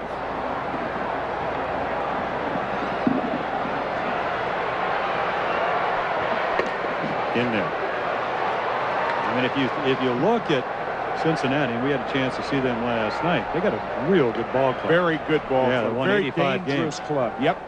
And 3 left-handers, and we saw what the left-handers here in Atlanta can do. I mean, of course, this game not over, but you got to assume that the Maddux on the mound and a good bullpen, that's going to be tough for the Rockies to come by. But it's going to be a very good championship series if it does end up. Looped into right field, and that's a base hit. So O'Brien with a single to right. Rafael Belliard will come to the plate. And Mr. Maddux, his work for the night complete. And his next start will be in the National League Championship Series. Alejandro Pena in the bullpen. It's a good move by Bobby Cox. It's not a routine move. I mean, some guys would want a complete game. Rockies with a potent offense still have to get 6 outs. Belliard lifts one to right field, and Walker comes in and makes the play. 1 gone here in the 7th inning. When you think about it, if Greg Maddux starts next Wednesday night, the only way that he would get 2 more starts against Cincinnati, if it goes to 7 games, is if he starts 2 more times with only 3 days rest. So therefore, wouldn't it be prudent to start him in game 3 on Friday? And I'm sure Bobby Cox will have an answer for that. We're just kind of brainstorming with him, and possibly start John Smoltz in game 2 if Atlanta wins it. I'm not even really sure he could pitch twice, because if he pitches on he pitches Wednesday, and then he pitches Sunday, and then what, game 7 well, would then you be, would have only 2 days rest. So you're going to pitch. So you're going to pitch twice anyway in the series. So why not give him the extra 2 days rest? And I think that's probably what he'll do, especially when you have Smoltz, who has had a great year against Cincinnati. Right. All right, let's factor another thing in here. All right. What if you have a rainout? Well, then he would have 3 days rest. Right. But for him to have the proper rest and pitch on the 5th day, there'd have to be 2 rainouts. You don't think they'd let it rain on Marge's parade, do you? It's the only way to clean the field. Dwight Smith takes a strike. Is Marge's box waterproof, the one that we showed on camera last night? I'm sure it is. No leaks at Riverfront Stadium.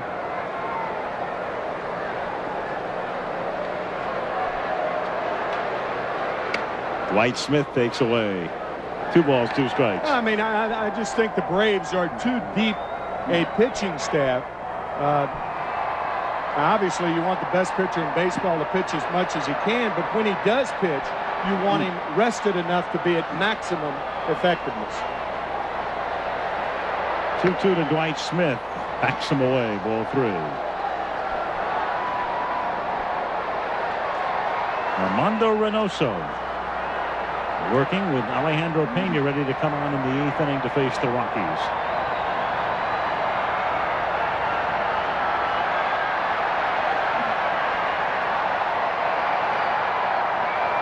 And the runner goes. The pitch is lifted to shallow right center field. Mike Kingery puts it away. O'Brien at first with 2 down. And at the top of the order, and Marquise Grissom, who's had a perfect night. 3 singles, a double, 2 runs scored, a run batted in, and a stolen base. And 10 for 20 in the series.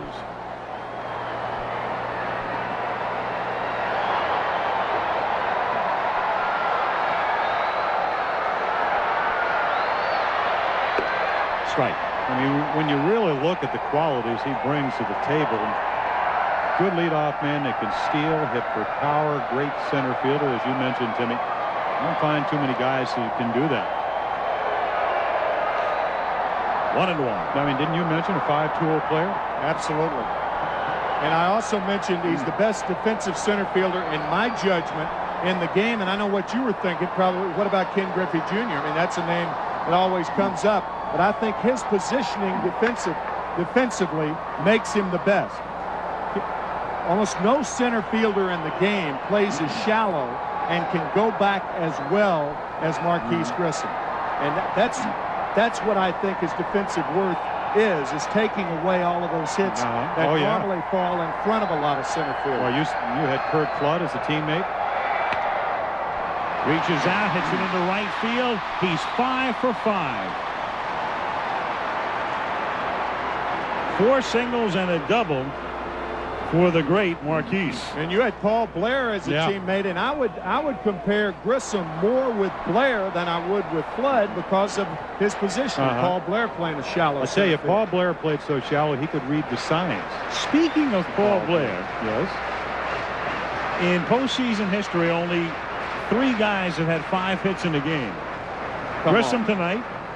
Paul Molitor, the 1982 World Series, and don't tell me. And come on, absolutely, Paul Blair. You betcha. 1969 American League Championship Series. I tell you what, Paul Blair in 1969 hit about 285. He dropped from over 300, hit 26 home runs, and was going to be a superstar. Next, early in the season, got hit in the side of the face by Ken Tatum, and never really was the hitter that he was earlier in his career. Lemke hits a bouncer down to Young. And that's that. Braves get a couple of hits but don't score to the 8th. Braves 10, Rockies 4. The Atlanta Braves leading 10-4 as they try to wrap this series up in 4 games and head to Cincinnati. The National League Championship Series opening at Riverfront Tuesday. In the American League, if the Yankees win that series in Seattle, then it would open up in Cleveland, but if the Mariners win it, it opens in Seattle on Tuesday. Well, look at the numbers at Alejandro Pena. Major reconstruction surgery, Tommy John surgery, transplant of the ligament in his right elbow. And you know, the word is that, first of all, they wanted a veteran guy, and number 2, very close to the velocity that he had. And it's nice if you're Bobby Cox to have somebody that's been there before coming out of the bullpen. Told us before the game tonight that he felt better after the surgery than he did years before. Remember, this guy was such a quality pitcher. He won the ERA title with the Dodgers back in the middle 80s one year.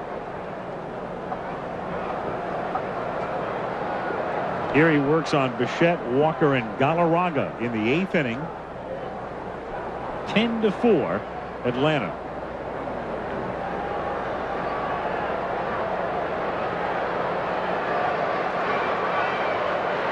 And Bichette, of all things, tries to bunt his way on, and Jones's throw doesn't get him. Kind of a weird deal, but when you think about it, you're not trying to hit a home run. All they need are base runners. Absolutely. And if the third baseman is going to play you halfway to Marietta, why not bunt? That's a terrific play. Also a fine play by Chipper Jones. They almost get Bichette. Bobby Cox out to argue. I think because this ball is a short hop, they don't get him. You can see his foot just, what, 2 inches off, and Bruce Froemming, Occasionally. It's a good play by Bichette, though. Larry Walker at the plate. Takes outside, ball 1, 1-0. Keep in mind, Maddux isn't out there anymore, and these Rockies can score runs in bunches. Well, they executed a miracle comeback the other day down by 6 against the Giants to put them into the playoffs. Can they do it again? There's a little looper into shallow center field, and that one will be caught on the run by Grissom. 1 away here in the 8th inning. 5 outs remaining for the Rockies. And Galarraga coming to the plate.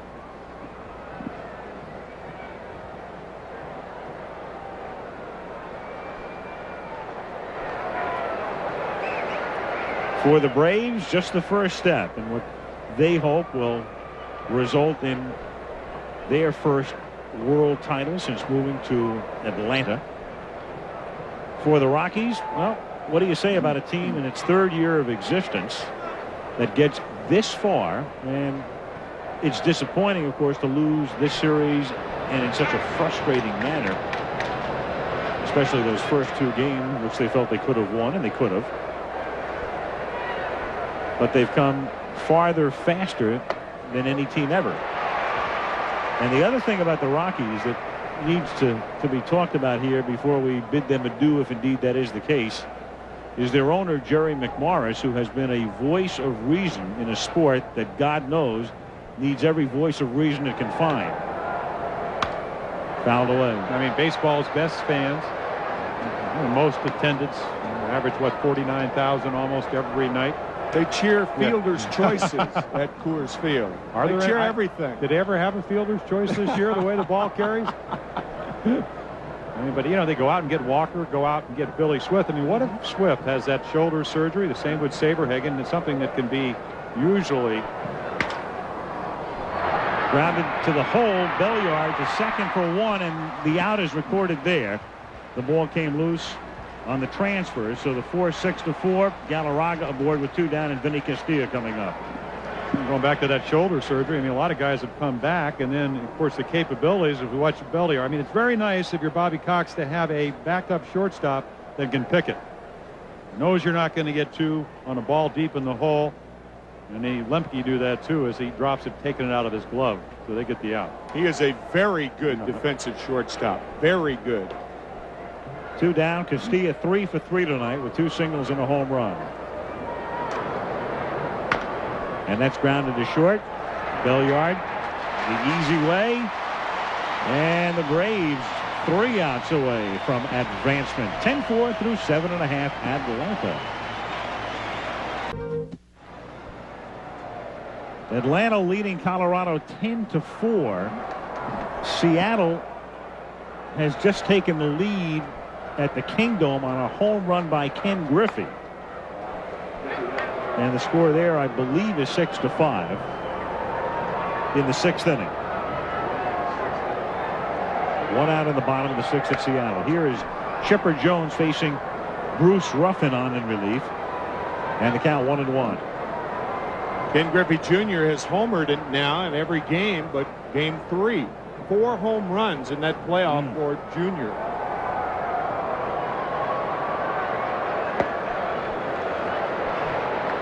Two and one. And just think about that playoff. I mean, if they win tomorrow night, then they'll have Randy Johnson ready for Cleveland on Tuesday with a prospect, if it goes 7, to pitch Randy Johnson 3 games in that series.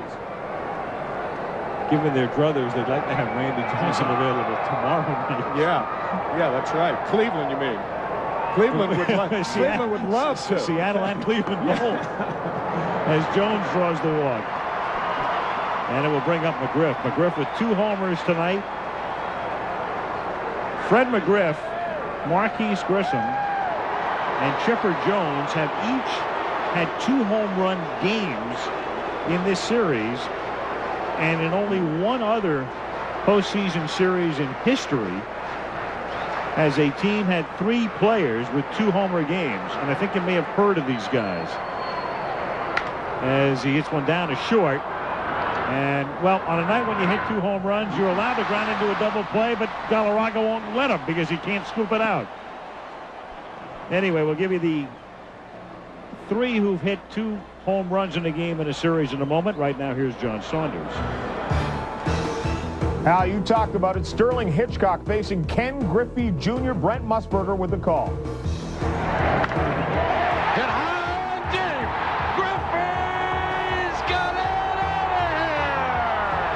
Oh, put it on the scoreboard. His 4th of the series, and the Mariners, down 5-0, now have a 6-5 lead in the 6th. Al, Jim, and Tim.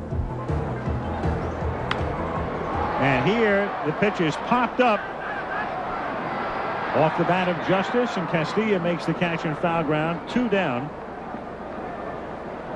And we talked about players with 2 homer games in one postseason series. In the 1932 World Series, Babe Ruth, Lou Gehrig, and Tony Lazzeri each had 2 home run games. And here Jones, Grissom, and McGriff have each had a pair of home runs in one of the games in the series. That was the same series, by the way, that Babe Ruth purportedly pointed to the right center field stands at Wrigley Field against the right-hander Charlie Root.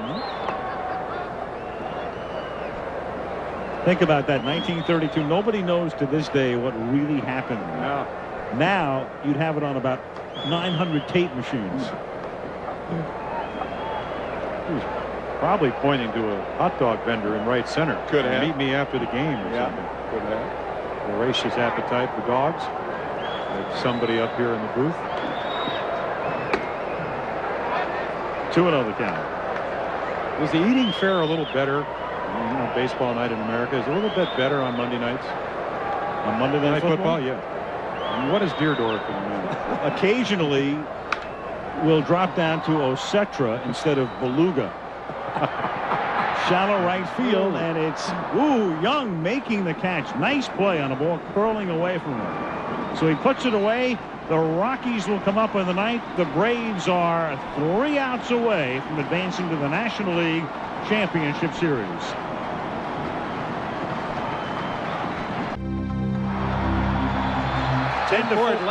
Out 10-4 Atlanta.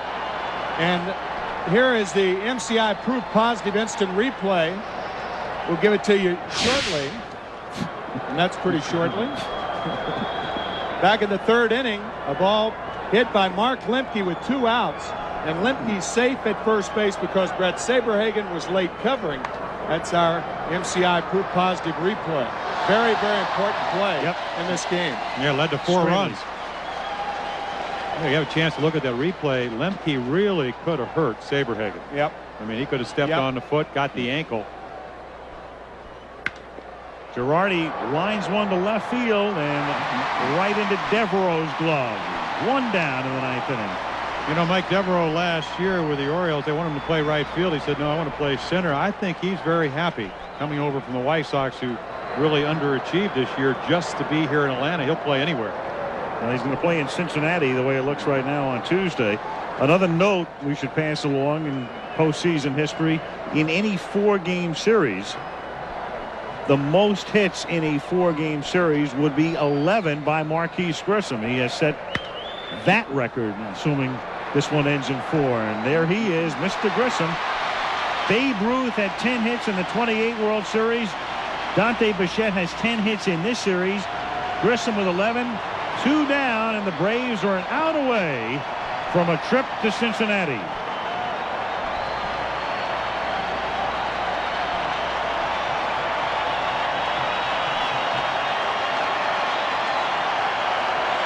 John Vanderwall with 2 out.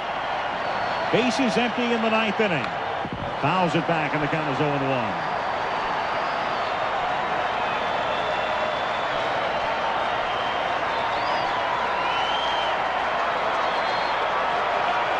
What a year he had with 28 pinch hits, all-time record. 0-2 the count. Well, broke that long-standing record that Jose Morales set with 25.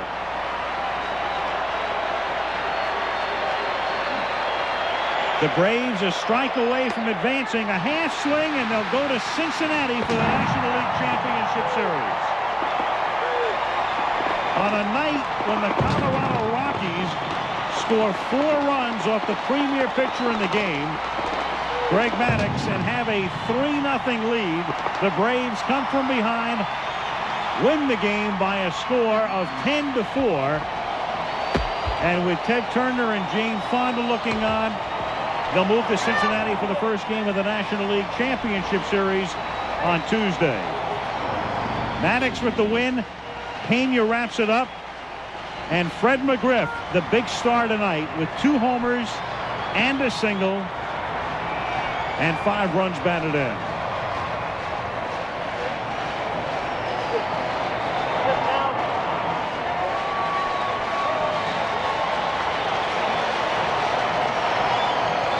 So Bobby Cox takes his team into the NLCS one more time. On to Cincy they go, and off to Bristol, Connecticut we go. The Atlanta Braves on to meet the Cincinnati Reds in the National League Championship Series. Meanwhile, let's take you back out to Seattle, 6-5. The Mariners have the lead. Tim Belcher going to the mound. Let's join Brent Musburger.